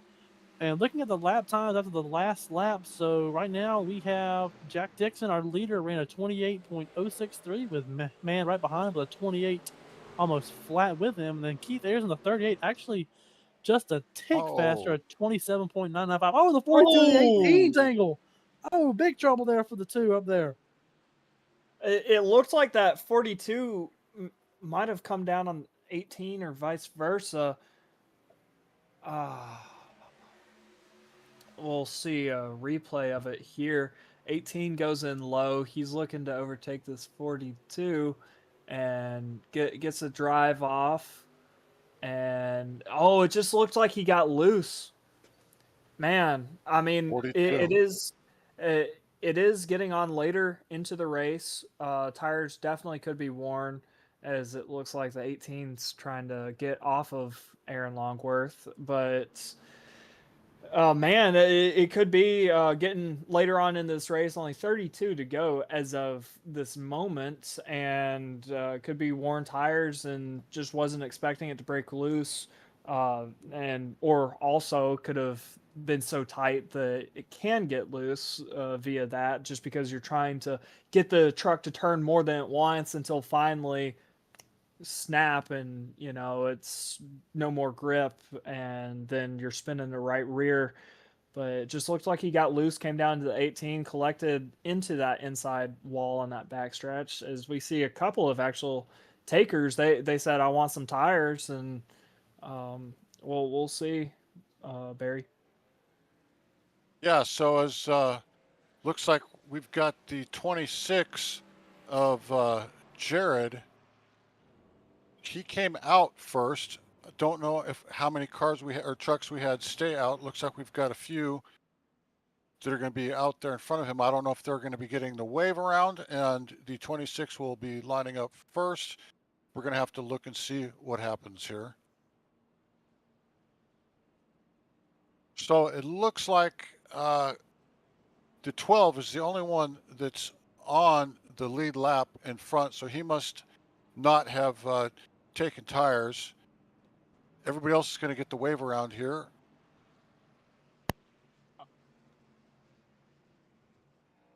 Trevor, what's your observation? Now, if the lap cars aren't in front of the lead lap car behind the pace truck, they actually get cycled back into the field. And so it's going to be a tough break for them. And I've got to say, it's going to be hard for this 12 to hold off Jared on these old tires. As we come back to green, the pace truck just pulls in, and he'll definitely get the advantage off the restart. But again, old tires, I know there's only 30 laps to go, so maybe he's been saving, and so he's like, hey, track position, this is my time, and just try and hold on to as much as I can.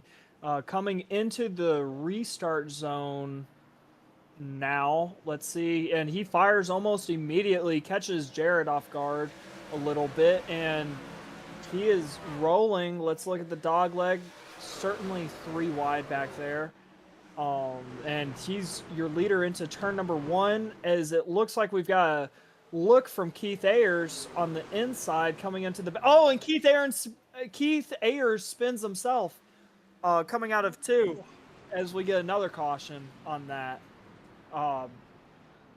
Like we've said earlier, cold tires, and it just appears he made the fatal flaw of too much throttle too early, trying to get that move done. So let's rewatch it here. He goes, sees that move, takes that gap, and just bit off too much too soon.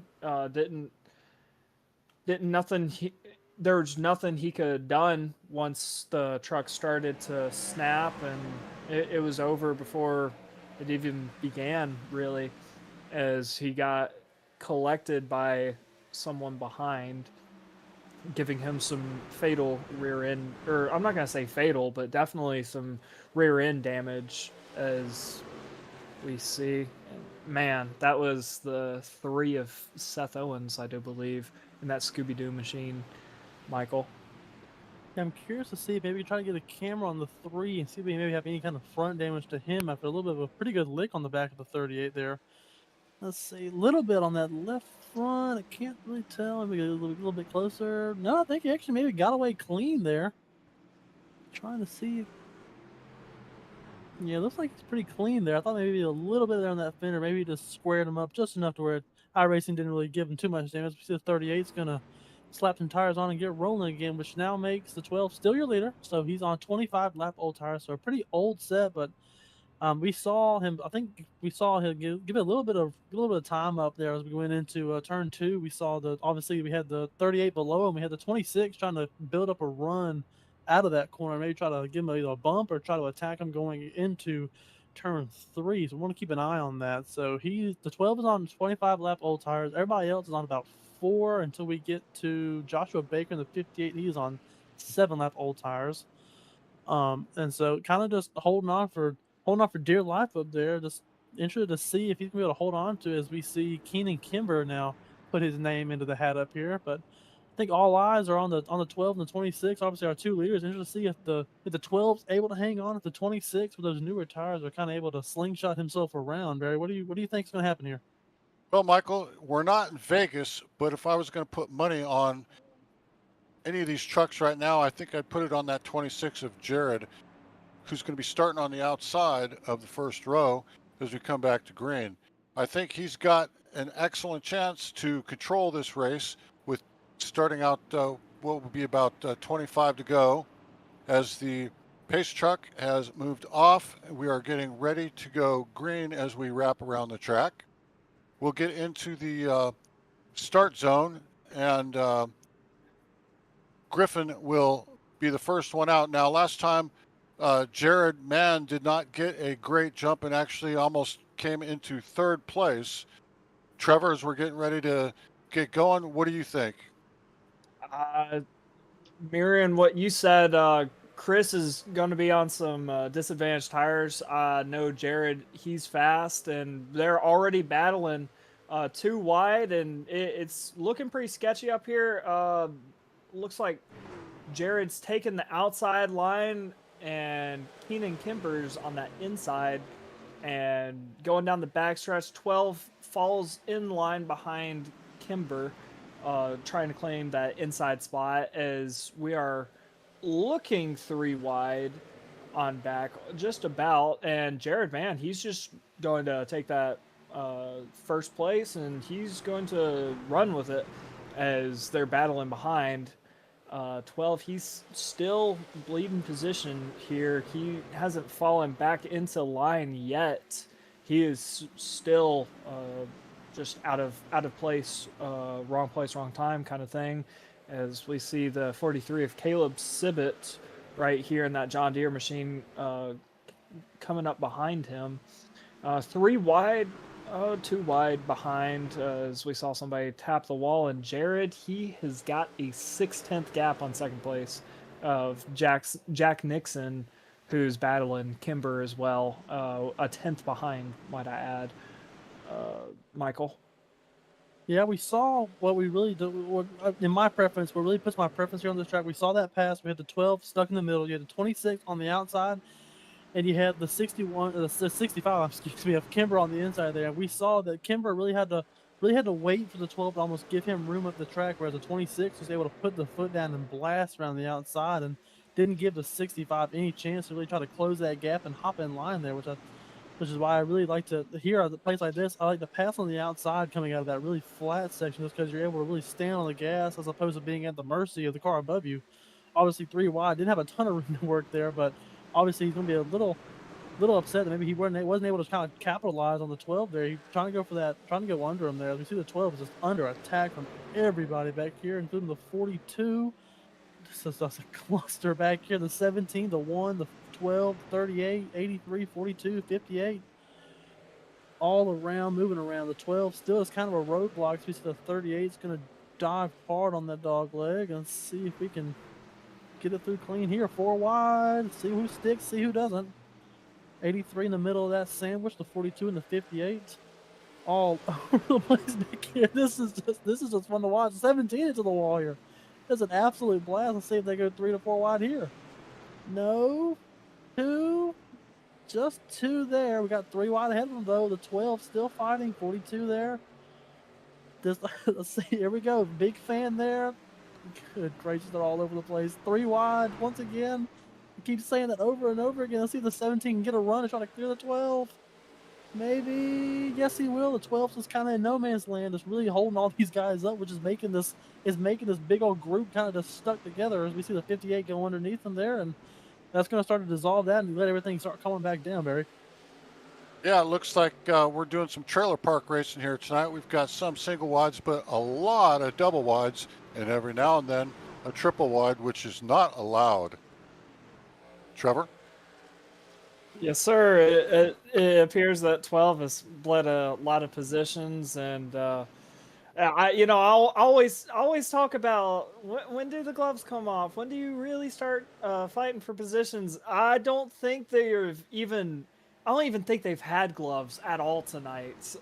So especially now, 17 to go, we're seeing a lot of people trying to get as much out of it as they can, and they've already been pushing it a lot tonight. So it's really interesting to watch these talented drivers navigate each other as far as racecraft and coexisting, because even just mere coexistence at a track like this can be hard. So we've been seeing a lot of that going on tonight, and Jared Mann, he has pulled almost a 2-second gap on third place, only a 5/10 gap on second place of Jack Nixon, who's trying to chase down Jared. I'm sure 16 to go. I don't think there's much tire saving going on at all here, but I would also like to mention that we have a lover of Jesse Sperling's paint.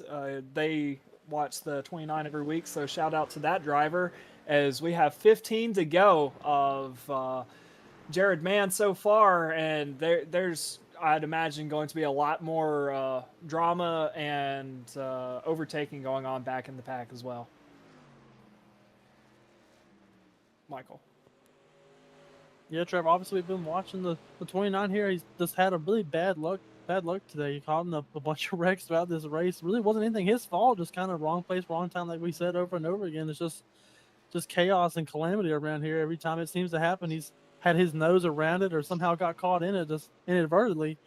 But focus back to our leaders. Jared Mann is just pulled off to a 7th, 10th, almost 8/10 gap now. He's pulled away. The one thing he doesn't want to see here in these last 12 laps is that yellow flag. He does not want that to come out at all. He wants it to stay green, keep that lead going, and just keep all 4 wheels on that truck to keep him going towards the end. But Jack Dixon obviously is going to try to give everything he has here towards the end and try to run him back down. It's kind of just a two-horse race again, as the 65 of Kenny Kimber is 1.2 back from this group. So a little bit under attack there from the 43s. We see the 14 also trying to rub around and try to find some time in there. We see the 43 going to probably slide job here. Yep, parks it right in front of the 65, shuts off that air and just puts the foot down and drives it right out of the corner. We see the 14 trying to attack the 65 as well as Kimber. The 38 behind them, however, is a lap down, so he is not racing for position here. Let's see, the 14 got really tight and shut up the track there. He's going to try to regather it up here and probably pull down and try to get a run. Yep, there he goes. 65 goes with him. We see these two dancing around each other. All while that, Mann's pulled it back. He's now up to an 8/10, 8.5, almost 9/10 gap. He is just pulling away from the 48. 48 just has nothing really to attack here late in this race, and he may just be a little bit of what we were talking about, maybe a little bit of overdrive, trying to make up that time as opposed to just clicking laps, trying to just push a little bit harder, maybe just pushing a little bit too hard, actually come a little bit slower, as it's now grown to a second and growing. The 26 running away with it, Barry. Yes, early on this run, Jack Dixon was really pushing hard for that 28 machine in front of him. And it looks like he's really heated up those front tires, specifically that right front tire. That's probably been digging into this racetrack, and it's what's been slowing him down. He may still have a chance if he can cool that off a little bit. And I know he doesn't want to back off. He's already over a second back from the 26. But if he's got any chance at all, it's to get a little bit of cooler temps in that right front and maybe go for one last fight. But we're only with coming up on 8 to go here. He doesn't really have that opportunity. He's going to try to hold on to second place and not let Caleb Sibbett pass him by before the end of this race. Trevor. Now, if I was Jack Dixon, I would look at the interval. There's a second and a half to the leader. So that gives you a couple of options. That gives you one, you just keep it as consistent as possible, not really worry about too much other than your tire temps. Cool off all your tires, and then you'll have and hope that there's a caution, and then caution comes out, boom, that's even more pace laps to cool them tires off. Or I would be looking behind me, and this is probably what I'd be doing, is he's fallen even further back down to 1.7. Caleb Sibbett is behind him by 0.6. I would be looking in my rearview mirror. I would actually be trying to push these tires as hard as they go and try and hold on to the second place here, because one of the worst feelings is knowing that you had a second place car guaranteed. All you had to do was finish the race, as there's 6 to go, and losing out on second place, or there's more people on behind Caleb Sibbett losing it even out on the top 3. And it looks like Sibbett, he's actually been able to put in a lot of consistently fast laps, and he's only 0.3 behind, as I'd imagine he's coming to battle Jack Dixon for that second place spot. And down to 0.3 behind, gain a 10th, and you're in striking range just about. So there's 0.2 now. He's within striking range that's not unperceivable to see him throwing a move just about into especially turn number 3. Down to a 10th. Coming down this back stretch, almost 0.2. We're definitely going to see a battle here, ladies and gentlemen, as there's only 4 to go. So this is going to be make it or break it for Jack Dixon for that second place spot, Michael. Yep, Trevor, 3 to go here. Laps are starting to wind down. I want to make not a funny note, but a note here. The 43 is our highest climber. He's climbed up 19 spots. Obviously, just drove his way through the field. We saw him early with that damage that took the rear spoiler off and ended up spinning himself, as we see him really closing on the 48 there. Almost touching him there. Had to fade up just a little bit, either to not hit him or maybe got a little tight that he's going to drive it back under. I just don't see the 48 having enough tire to hold him here. Let's see if he tries a slide job here. Looking inside. Ooh, close racing here as we come to 2 to go. Probably about to take the white flag here if I'm wrong. We'll see in a second here. See if the 43 can try to make a move here once again. Another hard into the brakes. Right to the back of the 48. The 48's just shutting off there off on the bottom is where the 43 really wants to be. Here we go with a crossover. White flag is out. Here we go. 1 to go. 26 is obviously freeing away as long as nothing happens here. We see the 43 once again. No, not able to get there as good as he wants to. The 48 gets the exit here. Let's see if he can hold on to it to the end. 43 is going to have one more shot. Let's see if he tries to go with a bump and run here. Oh, 26 got loose. 26 still holding on to it, though. Trouble for our leader. Almost detrimental there.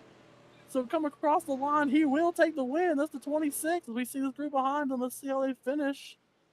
I believe we have the 48 holds off the 43. That'll be Jack Dixon P2. But your winner tonight, the 26 of Jared Mann. Trevor?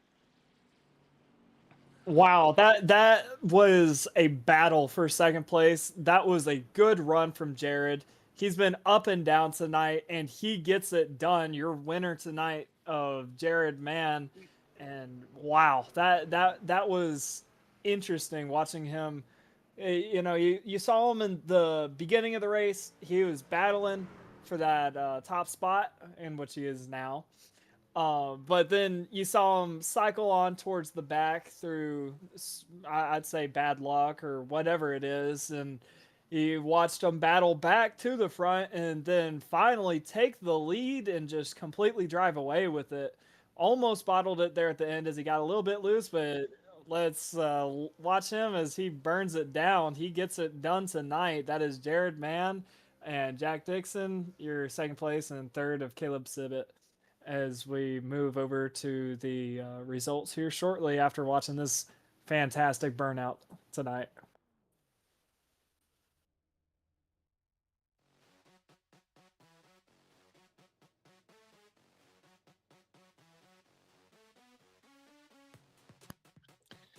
Okay, so as you see, Jared Mann, fantastic job. Congrats to him. He won this race, and then second place is going to be the 48 of Jack Dixon. 43 of Caleb Sivit's going to take third. 61, Keenan Kimber. We saw him battling a lot there, taking your fourth place. Fifth is going to be the 14 of Emil Duna. Number 6 is going to be the 58 of Joshua Baker. Seventh is going to be the 17 of Joshua Robinson. Eighth is going to be the 18 of Jerry McKinney. Ninth is going to be the 83 of CJ Brewer. 10th is going to be the 3 of Seth Owens. Going on to P11 will be the 42 of Aaron Longworth. P12 goes to the 12 of Chris Griffin. P13 goes to the 1 of Taylor Locklear. Keith Ayers is going to go in P14 the 38 truck. P15 the 13 of Matthew Casparo. P16 the 29 of Jesse Sperling. P17 the 85 of Jason Baker. P18 the 41 of David Palmer. P19 the 81 of Jason Steptoe. And P20 the 9 of Rodney Roberts.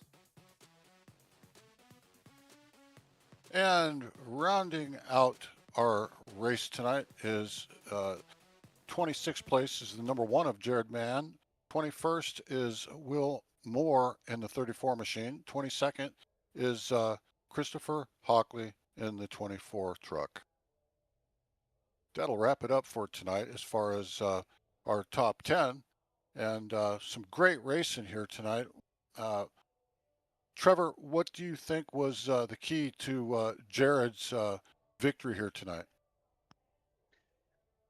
Quite honestly, being in the right place at the right time, combined with naturally we saw some raw speed from him, and I think the biggest thing outside of just being in the right place there at the end is just going to be tire wear. He was able to keep the tires on his truck. He was able to capitalize on that due to his speed, and he was able to just pull away there at the end after that last caution. And so I think that was a pretty good win on him for him. What do you think, Michael? Yeah, I think obviously, able to keep the car clean, which is what we saw was really a big thing because we saw the 9, one of those fast cars, really taken out pretty early in this race. Just able to keep the car clean, not a lot of trouble. And we've had, like I said, 43 had some trouble for himself up there, but just like I said, right place, right time, and this pure speed out of 26 from back to front. I think a couple times we saw this race, he just drove right back up to the front, is able to have the speed to just go and flat out win this race and take it away from everybody else. And we are bringing in the winner for our post-race show. That is going to be the 26th of Jared Mann. Welcome, Jared. How are you feeling? I'm feeling pretty good. I've been close a lot of times at Phoenix, and I finally got a win today, so feeling pretty good. Congratulations on that. And what was your key here? What was your strategy? What do you think won this race for you, Jared? I was just trying to stay up front most of the race because it's just it's really hard to pass unless you either have it's end of the run and somehow you have really massive tire differential, or if it's at the very beginning of restart. So, just trying to keep it up front most of the race, with there's a bunch of different strategies in the middle of the race. I ended up kind of pitting early at one of the cautions and staying out at the end of stage two to try to stay in the front. And I think that played really well. That last caution uh, looked like Jack had a little issue on pit road, so I was up next to Chris, and we kind of had two cautions back to back. And on the first one, um, Chris got me on the restart, and the guy behind him was kind of able to split us in the middle and pass us both. So I kind of put that in the note bag, and then on the next restart, I can't remember who it was, but he gave Chris a really good push.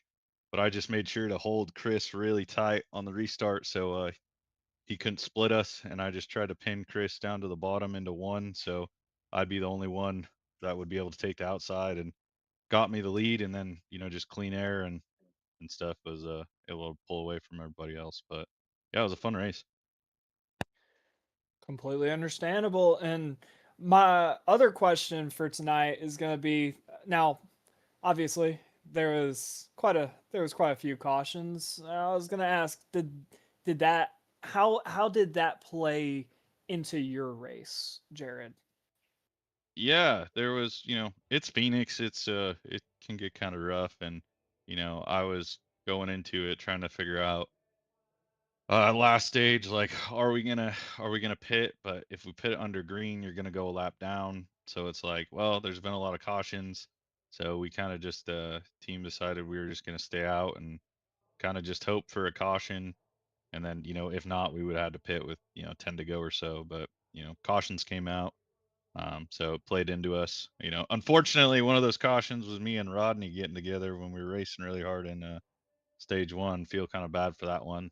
Just me and him were racing really hard, and I just used him up a little bit in three and got him loose. So feel a little bad on that. I think he was faster than me tonight, and I think he probably would have at least put up a good fight at the end. But he got caught up in some other wrecks afterwards, unfortunately.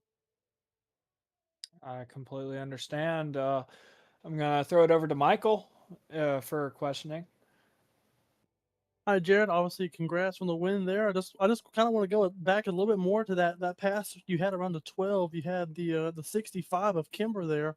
Obviously, you saw him get to the inside. I think he tried to flash back up behind you. I think the biggest thing I want to ask is you had a lot of close battles with the 9. Unfortunately, he wasn't able to end there. Obviously, trailing him a lot. Were you really a lot of arrow tight, or were you just trying to set up the perfect pass, or not really trying to overdrive yourself there?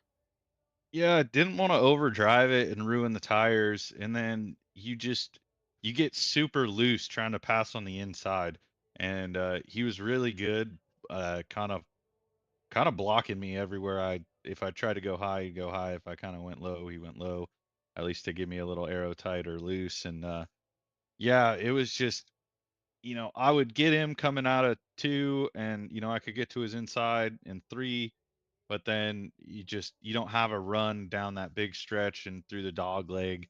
And then going into one, if you're on the inside, and we kind of battled back and forth on, I tried to push him up the wall a little bit and he tried to pin me down. So it was really good racing, but it's so hard to get the pass off unless you can get to the outside in one. As most of the passes that I finally end up getting off were, you just have to drive it in super deep into one and then just get to their quarter so that they have to get pinned low on exit and don't get the run off, and you get the run, and then you can kind of finish your pass off down the stretch and into three. But yeah, it's a really hard track to pass. That's exactly what I'm wanting to hear. Barry, you got anything? I've just got one question for you, Jared. This is Barry in the broadcast booth. You finished this race 1.6 seconds ahead of Jack Dixon.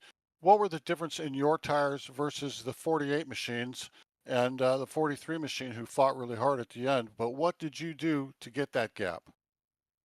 Yeah, I mean, watching the race, I think I had a little bit different entry into three.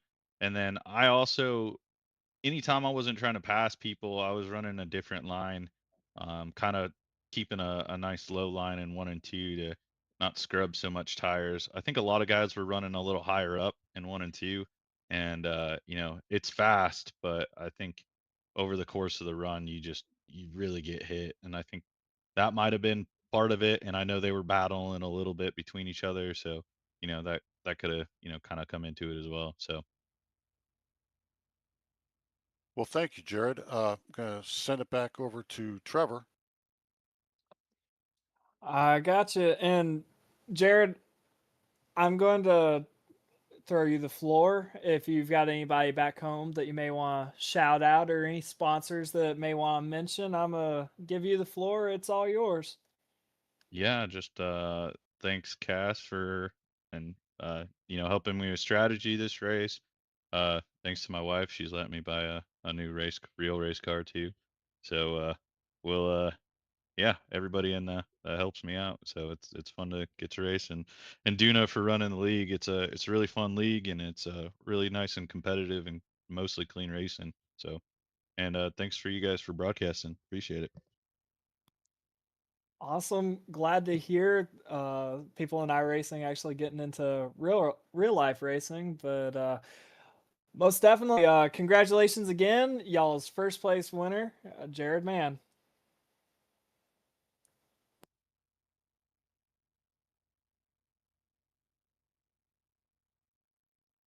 And we're bringing into the booth our second place car of the 48 of Jack Dixon. How you feeling, Jack? No, I was feeling all right. It was eventful for sure, but just kept it clean and you know, came out of second. It was nice. Yes, sir. And we saw you sitting second for a while, and then third place was catching up to you. What were you thinking going in there?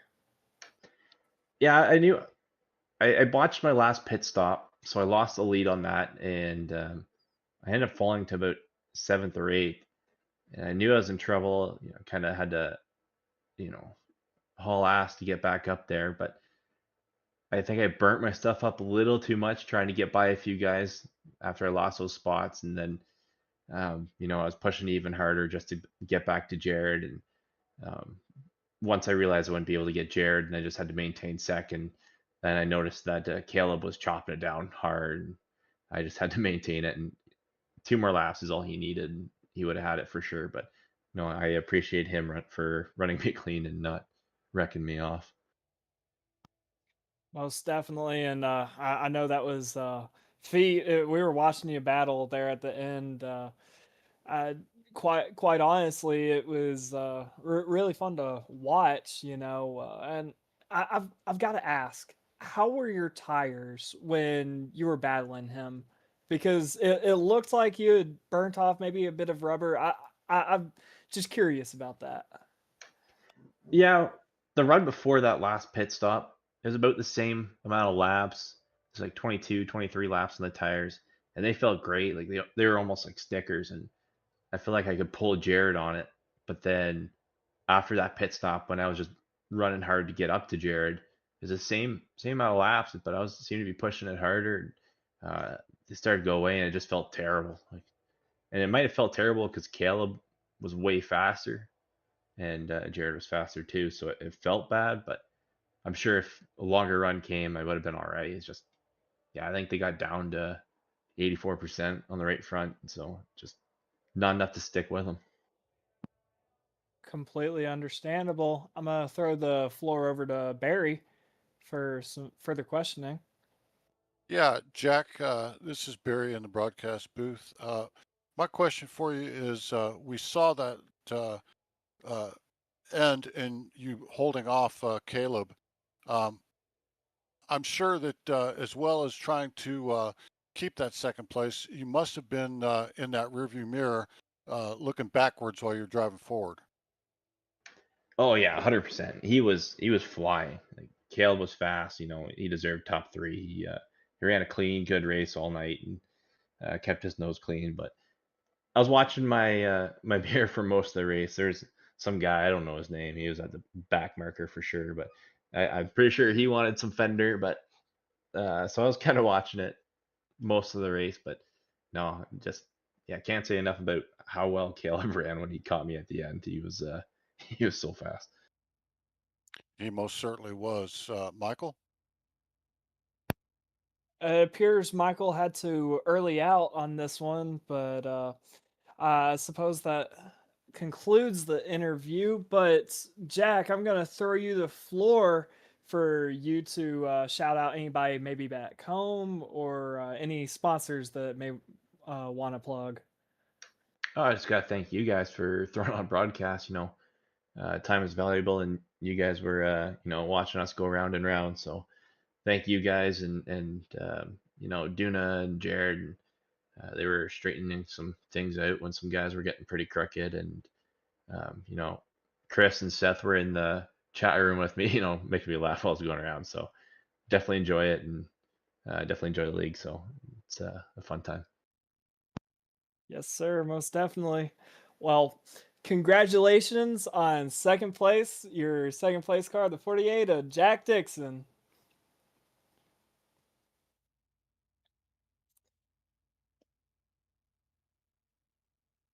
And we are bringing up our third place finisher, the 43 of Caleb Sibbett. How you feeling, Caleb? Oh man, I guess I'm glad that one's over. Appeared to be a long race. We saw you battling for second place there at the end. How was give us an insight on your perspective from that. Yeah, I guess everybody decided that the dog leg was the right move from the beginning, but in order to save the tires here, I think the only way is to not take the dog leg. So I kind of went into it thinking I'd only use it if absolutely necessary. It saved my tires a lot. I was able to hold that bottom line a little bit more and then get up the drive off on 3 and 4. Um, I could have got second there at the end. I felt like I did have it, but I didn't want to wreck both of us for second and third and then finish 14th and 15th. It just wasn't worth it. Most definitely.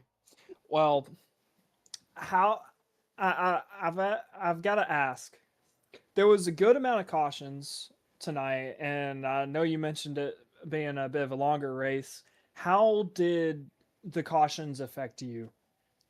Yeah, nah, and going to that point too, you just got a lot of these new guys that come in and think they own the place, it really puts a damper on a lot of other people. They run you up the track and try to push you down low, and even guys that have been here doing it a long time, you would think that they know better than that, but you just kind of have to learn their numbers, drive around them. I mean, it's chaotic, and I'm not innocent by any means, but try to keep it clean, try to pass them when I get opportunities. But a lot of guys just think if they get fresh tires, they can just gun ho it all the way down and run you all the way up in the wall or run you down the stretch.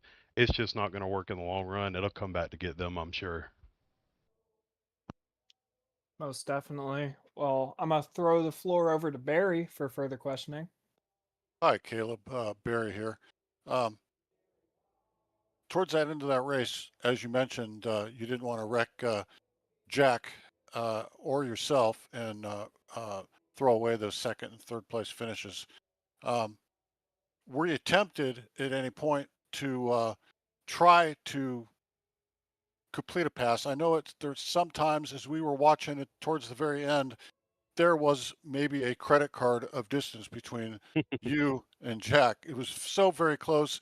We were holding our breath. We just didn't know how it was going to play out. But your sportsmanship, I think, took over a little bit of your competitiveness and allowing you to finish in third place instead of wrecking yourself and Jack. And I guess my question for you then would be, how did you put that together to be able to control yourself and finish third and leave Jack in second place? Yeah, well, I mean, Jack's raced me clean, and even prior in the race, he passed me clean on the inside and out. He's a clean racer. If that was some other people that was in second, I can't say that I wouldn't have given him a little touch and pushed him up into the wall. Had every opportunity to, but if you race me clean and do your due diligence, and I'm going to try to do my best.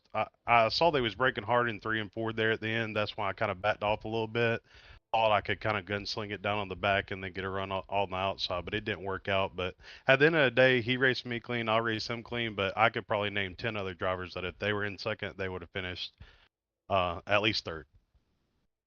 Yeah, you did an outstanding job the entire evening, and uh, should be proud of yourself. And I'm sure you put a lot of practice in, and it's not an easy track at all. It is a short track, but doesn't necessarily always race like a short track. But when it does, you need to be in the right place at the right time, and you need to be smart. So I'm going to throw it back up to Trevor and let him finish this out. Yes, sir. And well, Caleb, I'm gonna throw you the floor. Maybe there's somebody back home that you want to shout out, or anybody, or potentially any sponsors that may want their plug. I'm gonna throw you the floor. It is yours. Yeah, no, this John Deere Toyota Tundra was fast all night. I was able to get it up to where I needed to be. Started in the back because I had some hit the wall right on qualifying. Started last, but was able to work through my way up. Appreciate my teammates, number 17 Josh and number 29 Jesse. They always challenge me to be better. Whenever you have good competition and good partners, they always help you see some insights and things that you might not see all the time. And then, yeah, other than that, fun racing with this. I enjoy everything that Emil does and hosting the lead. Thank you, Trevor, and thank you, Barry, for hosting everything on the broadcast. And we'll see you next week. You'll see a lot more of me here on the top three. Yes, sir. Look forward to it. Thank you, and congratulations again for your third place.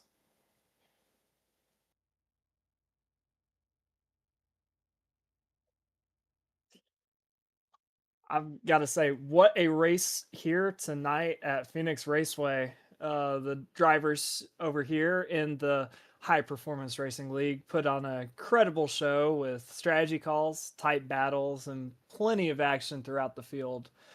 Congratulations again to tonight's winner, which is Jared Mann over there in that 26 truck. For conquering the desert and surviving one of the most challenging short tracks on the schedule. We want to thank all the drivers, the admins who keep the league running smoothly, and of course, everyone back home watching here on Van Broadcasting.